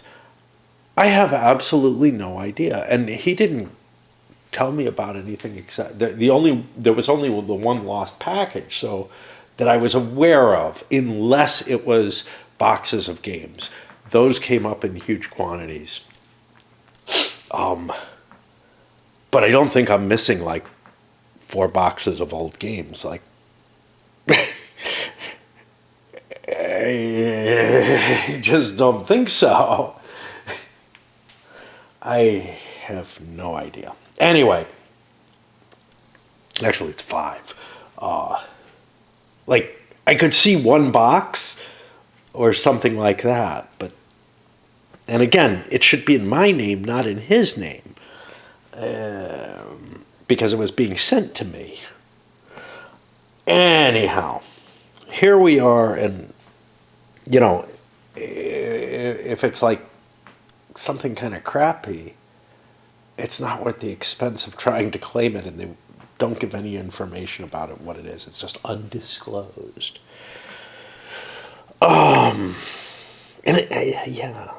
Let's do some chits and see what comes of this.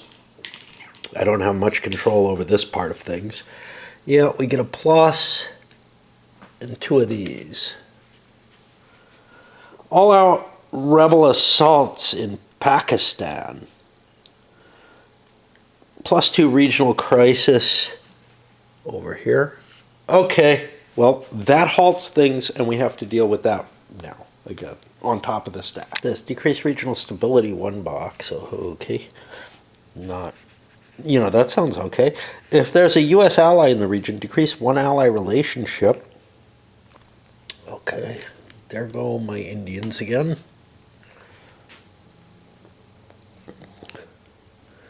If more than 1 ally, okay, and there's a possible refugee crisis.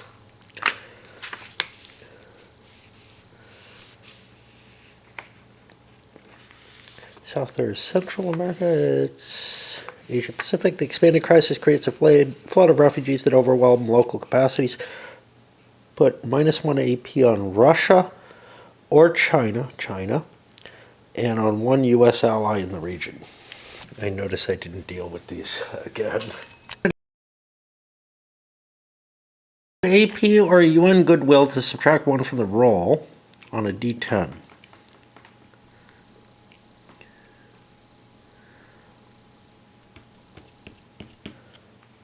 I'll spend an AP. I want to keep those UN ones. They could be better. I am guessing that a -1 is good in general. This isn't good. Rebels capture key cities. Government fractures. Place a civil war counter.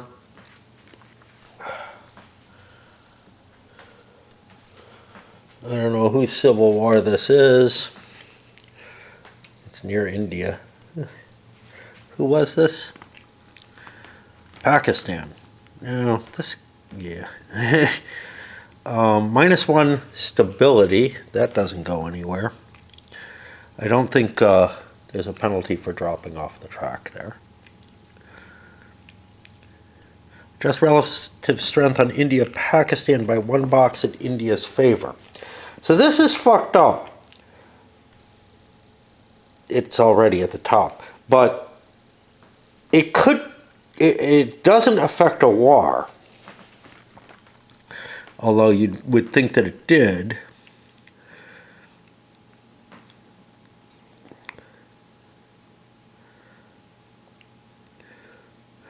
Okay, this is interesting. If India-Pakistan conflict moves to war anytime for the rest of the game, India goes to war with the rogue state if it still exists. If not, no war. Oh, that's if the rebels win. That's part of all this. Okay. So this one goes away. And that was my first card out of 2. And then more. Heightened tensions in conflict zones. Roll 2d10 to select 2 random conflict status tracks. Increase each of those tracks. Can be the same roll twice. This could end the game. Okay, India and China go to war.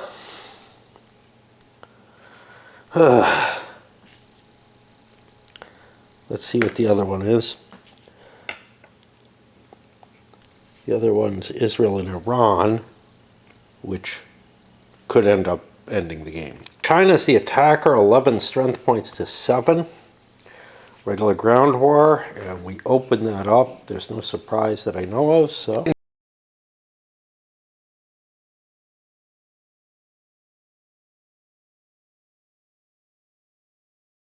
That happens in progressing a war is another major crisis. Oh, God.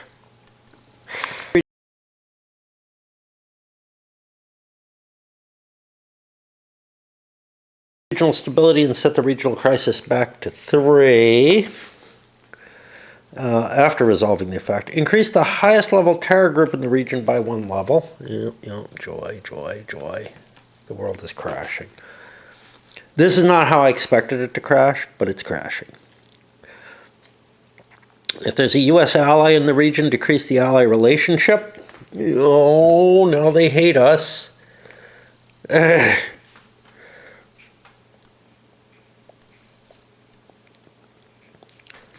Then I roll a d10 for influence. 5, that's going to be a Chinese influence there. And a refugee crisis. Once again, a flood of refugees, more -1s in China and in India. China wins the first round of that war. And it's time for another chat. Okay, this one's going to be 3 crisis cards, but it ends it there. And I am. Iraqi leader friendly to U.S. slain in car bombing. Political and social chaos occurs. Okay. Either replace a level 4 terror group in the Middle East with a level 1 rogue state. No, can't do that.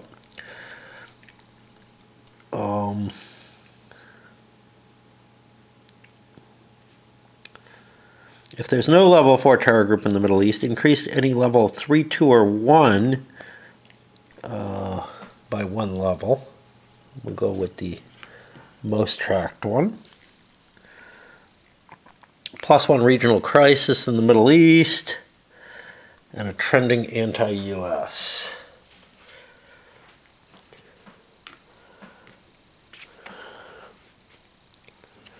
Two more to go. And we're almost out of deck. I think we do reshuffle this if that's the case, but then that's like all events only. We got a cascading event. Russia uses oil as a weapon in Europe. Yeah. Place a tension on Russia.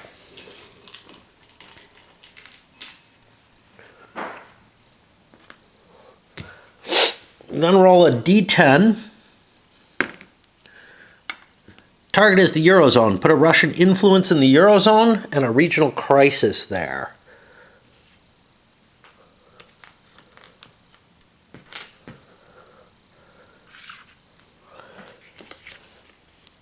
And that's all we do, and add it to the huge pile of cascading events, most of which aren't going to take place, right? This is weird. The feeling with the cascading events that I got when I first looked at them was there'd be a couple and they'd be brewing and you know, you'd kind of be expecting to deal with them. Now they're just a pile of randomness that's there. Now the level 3 is real. Okay, that was 2. The final action. Russia uses economic blackmail to gain influence in ex-Soviet Central Asian countries. Russia's posture is 2. It does all this. -1 regional crisis in Central South Asia. Okay. That's interesting. Place of Russian influence there. That's not so happy. Increase a terror group by 1 level. 3 is, it's not going to increase and create a rogue state because there's no 4. Then we roll a die. Place trending anti-US in that region. Yeah, no doubt. I mean, I don't know. This is not a cascading event. Is that an R? That's an R. Okay, so that was devastating. And now we're going to be hitting 3 actions. I need a break. The world's going to hell. And, you know, I got room for 1 more war. But not this one. Oh, what kind of actions do I have? It's any 3 and then a core support check. I'm not capable of continuing on at this point right now. Much as I'd like to be able to react to some of the increasingly horrible problems that are occurring. Well, it's not quite midnight, and it sounds like they're out there again. It's not too loud yet. I think I'm going to need to sleep a little bit soon. Anyway, let's try to get some of this 4th quarter done here. We got any 3 action. The vital thing was the Iran-Israel situation. I cleared that. Now what?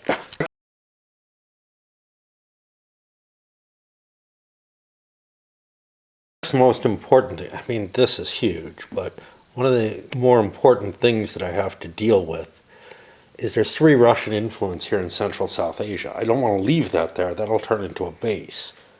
But I also can't affect that directly because the regional alignment's not high enough.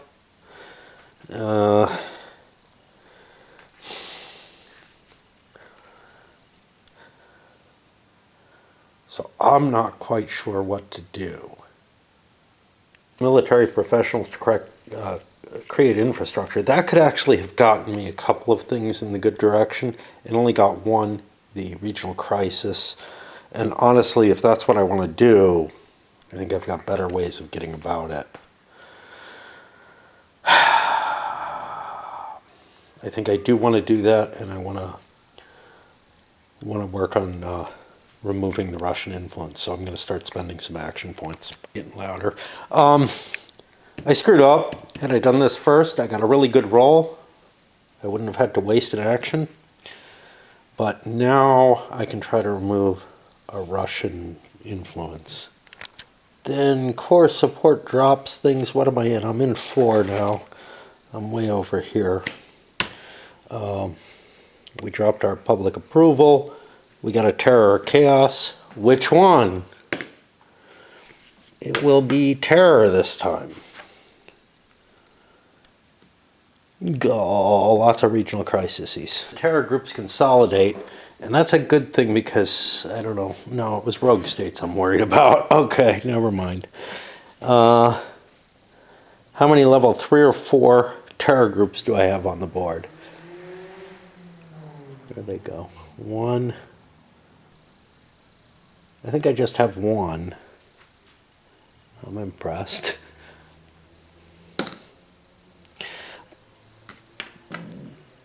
Well, that's pretty bad. Surprise terror planning or event, make a homeland security check. Okay, we succeed in that.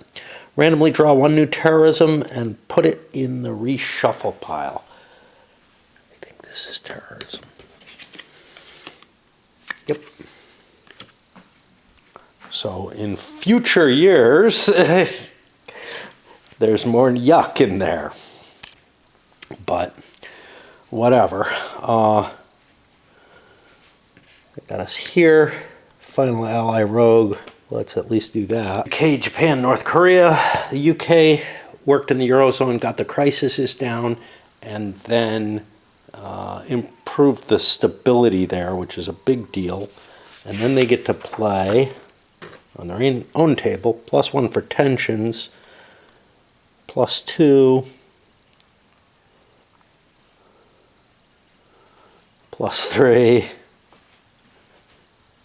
+4. That's our max. Join U.S. sanctions. Replace one unilateral with multilateral. I have a unilateral against China. I think that's my only one. This is a multilateral. Japan ends up doing an intel and then raiding, and that was successful. We got information on another terror group, and now we look here. There is a tension counter, but it has no value. Conflict status between Japan and China is +2 on there. Assert Japan's leadership in finance and trade. Remove a China influence from Asia Pacific. That's a bonus. Those are a pain in the ass to get out of there. It's cool that they did that for me. And now we go to North Korea.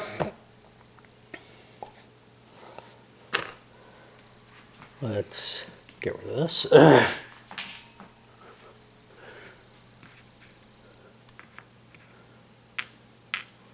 Okay. Is North Korea at war? I don't think they are. It's getting complicated. There's so many fucking wars. And they've been at war like 2 or 3 times. Okay. If they're not at war, we roll on the table. There are tension counters. The net is +1. They have a -1 action point. I believe that actually wipes them out. They don't get an action. Yeah, they don't get an action. Okay. There was another unilateral sanctions. I did not flip over the unilateral sanctions. I'm just going to leave it there. I think that's fine. The -1 AP meant they didn't get an action anyway. And now, what do we hit after that? I think that's everything except the unstables. Okay. None in the Eurozone or Eastern Europe. So that gets rid of that. Now the UN gets to act. The board, the UN actions, the first 3 all were successful. And now we'll play with civil wars. I don't know. We have a couple of them over there in Asia. Just continued. The first one intensified, which created a refugee crisis and also increased the regional crisis level. Not a huge deal. Now I get to do up to 2 UN actions. What happened to the Israel war? I think they won it. So I reacted as if they did. I see it was kicking around here. It was versus Egypt. I'm pretty sure they won it. Actually, it may have just... you know what? They didn't win it. This was here and this was here. They may have... I believe that actually came to a truce. So let me look up what that should be reset as for truce. A couple of humanitarian actions. Now I've got 3 domestic actions. I don't even know. You know, my focus is so much at this time on the rest of the world problems. I don't even know what the hell I want to do with domestic issues. I improved this with the expenditure of an action point, so I got rid of 2 of them. It's the cheaper way to deal with them. I tried to track this terror group. I didn't get them, so I think my last thing is actually going to be a presidential presence. Because I make a prestige check at -1. I believe I automatically pass that.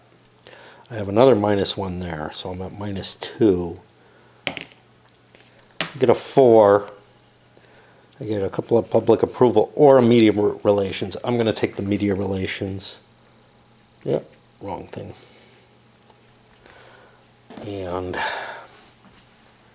those tend to be useful.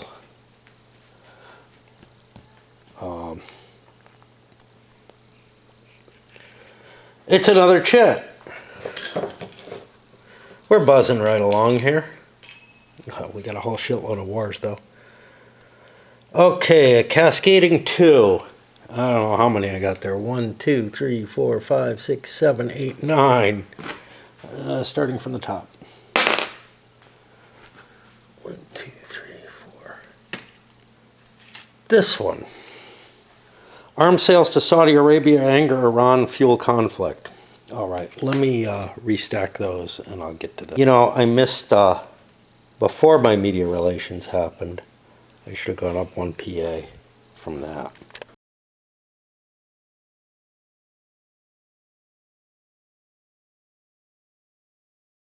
If GSA Iran conflict is at 1, I doubt it is. It is not.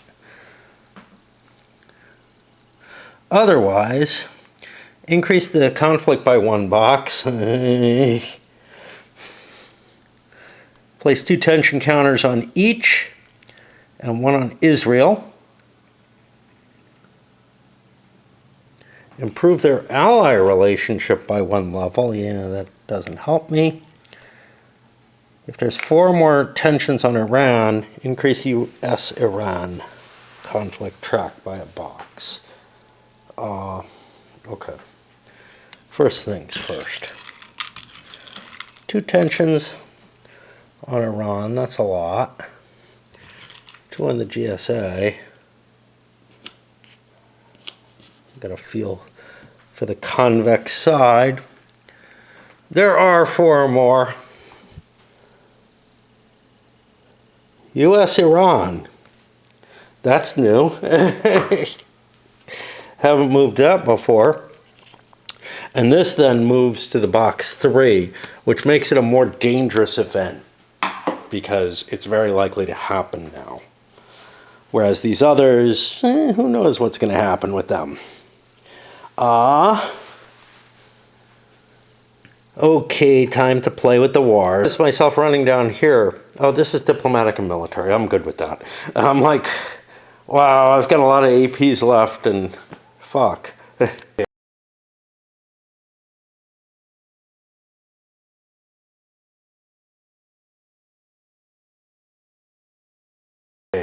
I've been penalizing myself, right, with like allowing things to be in the furthest column, which has really hurt me, I think.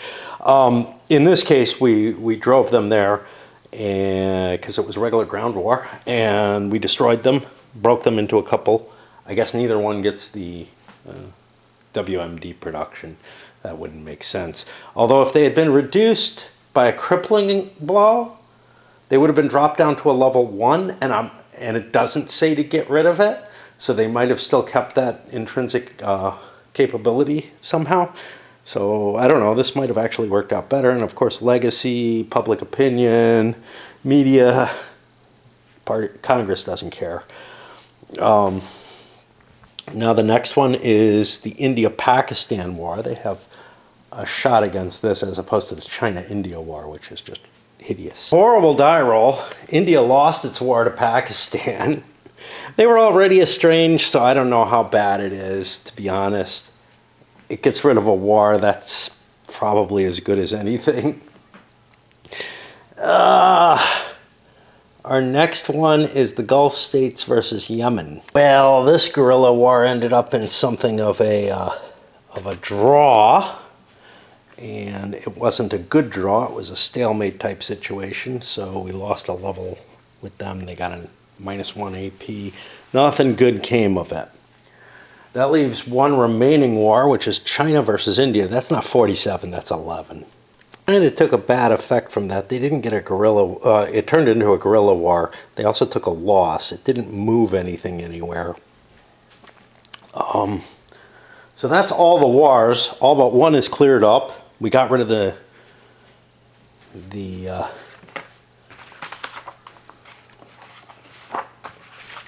weapons of mass destruction war. I feel like that should be like WMD. Yeah, okay. That's fine. Oh, fuck. All right, but now we got to deal with the civil wars. All civil wars are in play. There's only two. Okay, so one of them went into a ceasefire, which helps me a little bit, I guess. Diplomatic or military actions. I want to use up most of my APs here. I am going to get one more AP. I like the idea of holding two, so I'll do at least a couple of actions, but of extra actions. But right now I got 4 diplomatic and military actions and then more to play with. So with our base points, and we ended up using an action point for some of that, we tried to make our alliance with Australia get better. It did not. I know I've got the SOEs coming, but I've got lots of problems right now.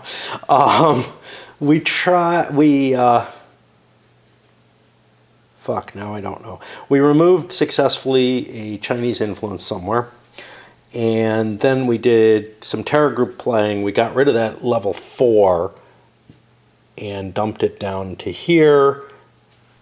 Then actually got an immediate effect, and we couldn't have gone for that one. So we'll go for this one. Okay. Because that was the same one. That would have been cheating. Oh, yeah. Now,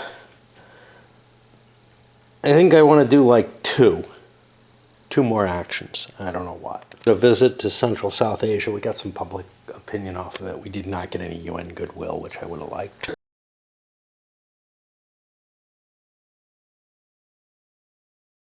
Tensions with the Gulf states. I'm going to save 3 APs because I think that's a good idea. Oh, wait. Actually, I can do one more action. Keep myself at 2 APs because of that. Look, approval and an AP off that. That gives me 2 to play with when I get to this line of chits here. I don't want to go into there without that. And I get 2 economic assistance. Things are not pretty. Somebody hates us. India hates us, but they have no APs, so I don't consider them terribly helpful.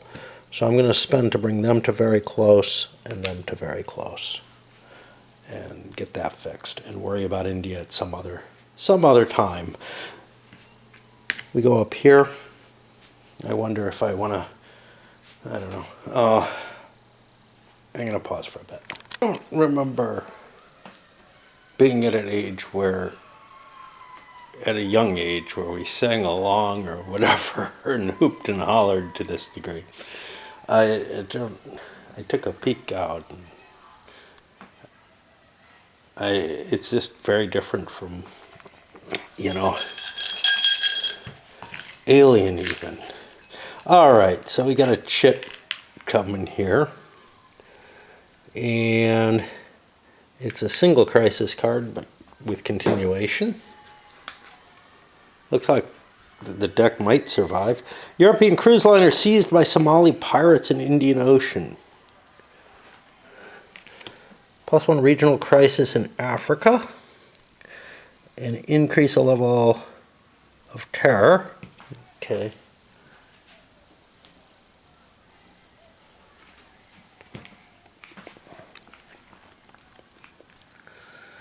Then make a Eurozone alignment. That's a big 8. Doesn't look like I have any effect there. We passed. I may make an attempt to retake the ship with U.S. Special Operations Forces. Okay. I have some in Africa. I don't know if that would be required. Roll a D10 with a -1 DRM for each special op or intel in Africa and the Middle East. That's like -4. That sounds like a good idea. Oop, 5. Ship taken with no friendly casualties. -1 regional crisis in Africa. Placed trending pro-US in the Eurozone and in Africa. Eurozone's already as far ahead as they can be. And 2 public approval that I don't need. And a discard. Well, that was kind of a bonus. Guess we get another chit because there's a plus in there. It's iffy. Oh, I don't think we make it. 3 crisis cards. It is the end, but I think we only have 2 here. I do believe we reshuffle, but I'm not positive. Congress wants to expand trade and tourism ties with Cuba amidst party and public disagreements. Okay, what's my party's view? My party wants to expand with Cuba. Now, frankly, that's the Democrat Party. So, I mean, it really is. And it kind of feels weird to have a bundle of like things that have been trending Republican, and now my party is on the other side. There's no real reason that the gun control, that the pro-gun, party should be like also pro or anti-Cuba, but it is. So I can expand ties with Cuba, putting a pro-U.S. counter in Central America, -1 to regional crisis, and I could gain party relations that I don't really want, but I don't really like that. And the public response could be good or bad. Or I could restrict ties with Cuba, which would hurt my party relations, hurt my relations with Congress, whether or not anything's there. Yeah, well, I'll expand ties, given that my party is for that.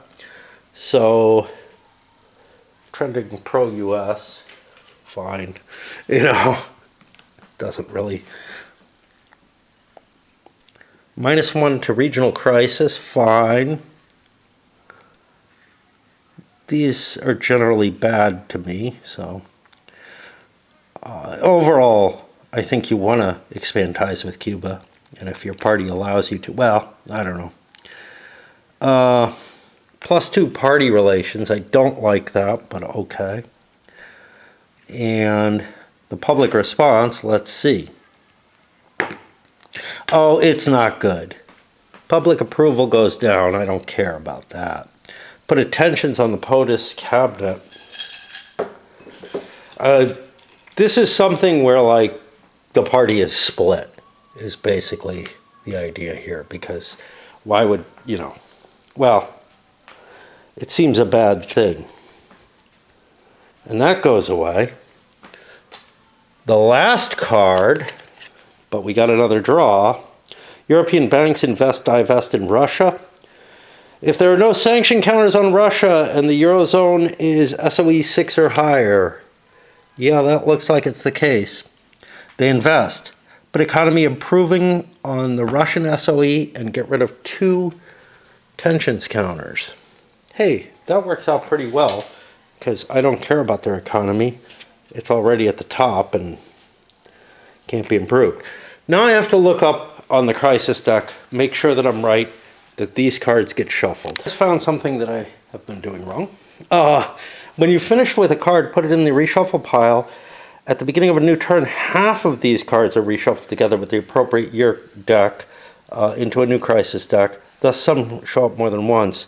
If you ever run out of cards, though, reshuffle the reshuffle pile, which means that reshuffle pile is gonna continue cycling and be richer. So a terrorism or something put in there isn't even guaranteed to still be in the deck. Last card of the turn, and I went through my whole weird rigmarole shuffling, which involves like rolling dice because there were so few cards. Russia discovers and exploits massive oil reserves in the Arctic. Economy improving on the Russian track. Roll a d10. Russia's-U.S. relations suck, so it's +3. We get a 6. Russia offers cheap oil to Europe, place an economy improving on the Eurozone. Can't complain about that. A Russian influence in Eurozone and Eastern Europe, not thrilled, not at all thrilled by that. Because a third one in Eastern Europe could put me in a position where, you know, Russia acts early and basically gets that base and gets their victory conditions. They probably won't get the base before, like, I'll have a turn to try to deal. Remove 2 tension counters from Russia, NATO, and the UK. Well, we're seeing a sort of a détente opening up as a possibility with Russia. They've moved less against us, like they've moved more pro-US. There's almost no tensions. Maybe there's an opening to be nice with Russia. I doubt it, but... And now this is the only card in the reshuffle deck at this point. Actually, there's 2.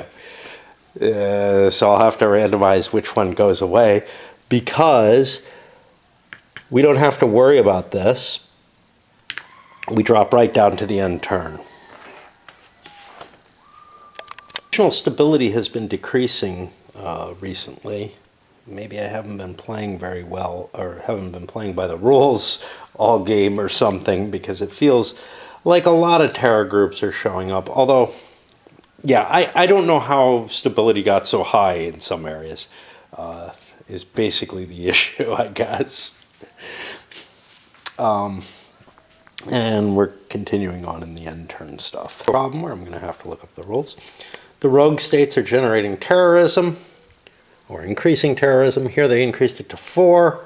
I got another rogue state. That's going to increase it to a rogue state 1. I am out of rogue states. And that creates the end of the game. There's some potential, which is that if I ordered things differently, maybe a rogue state 1 will occur somewhere, and I'll be able to put 1 out. Right now I'm owed a rogue state here. I don't think there's any possibility on this particular feature of the game that I can get these level 1 rogue states to turn into level 3 rogue states, which is what I need to have happen. This goes up to 3, a major crisis. Maybe something will happen.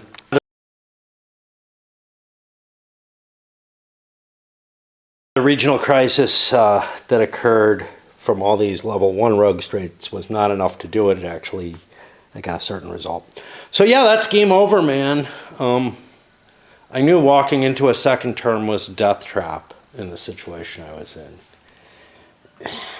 Few things that maybe got in my way.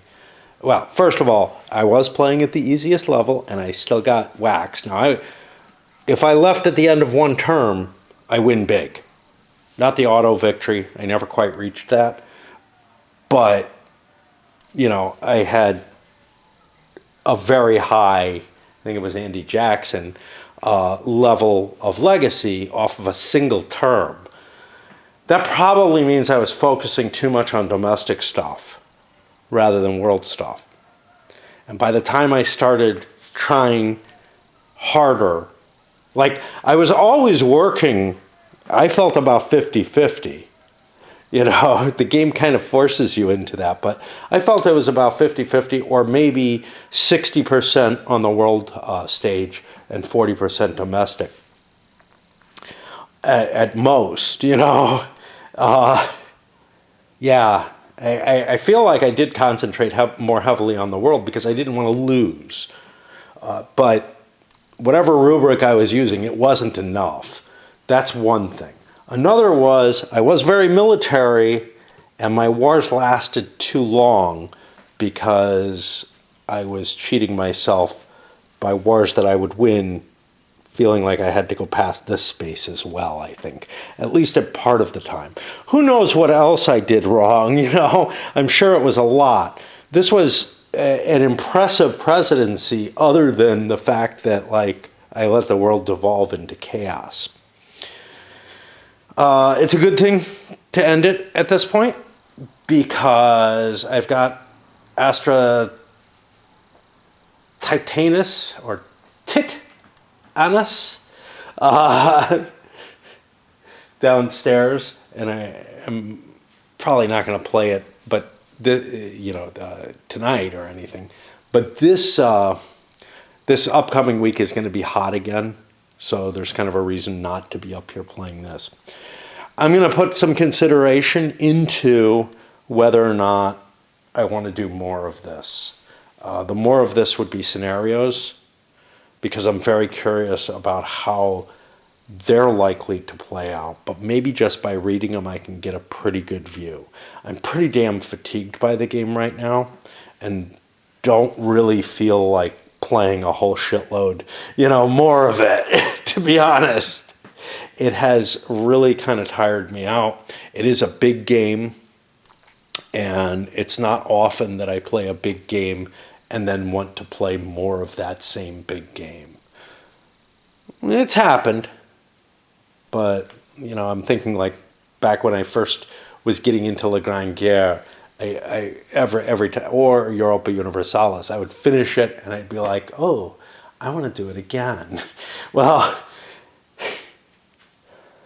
I don't have that feeling with this, but on the other hand, I don't know if that feeling can come to me quite as easily anymore. Anyhow, yeah.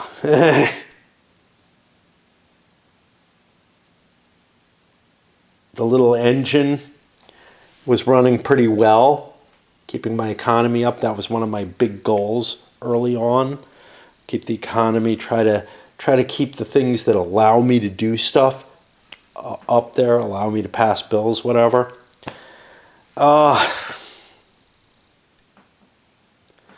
I think the world just takes too much effort. And it's not like this was a close run thing where like, oh, oops, you just had one too many rogue states. Yeah, there were a lot of threats that were bubbling up.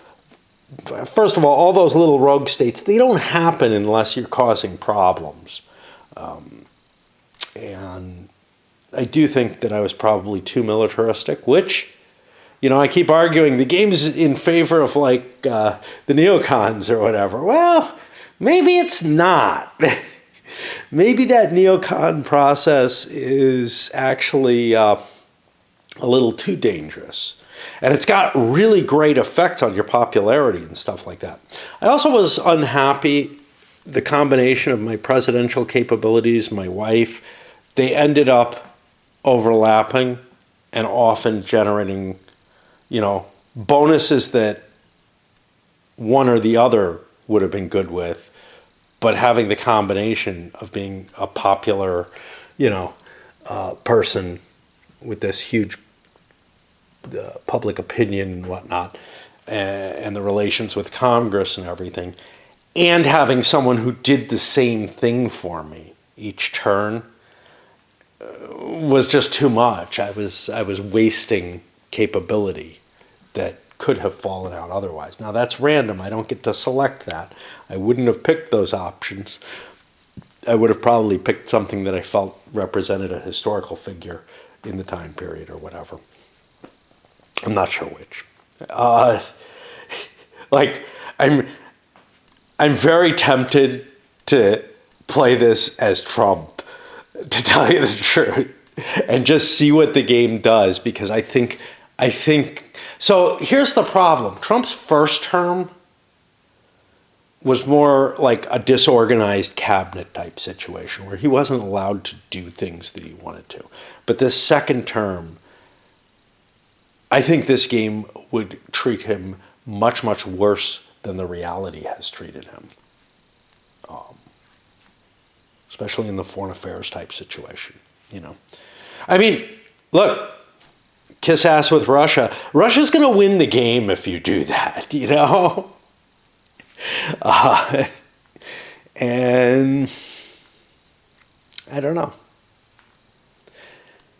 He's been more conciliatory towards China than I would have expected as well, in a lot of ways. Not in any kind of big summit sort of way this term, but even though they've met and whatnot, but more along the lines of like, allowing the chip sales and stuff like that. That like, yeah, really? You think that's a great idea? Are you sure? I don't know. And then like, well, I've been more warlike in mine than any president. I mean, I don't know.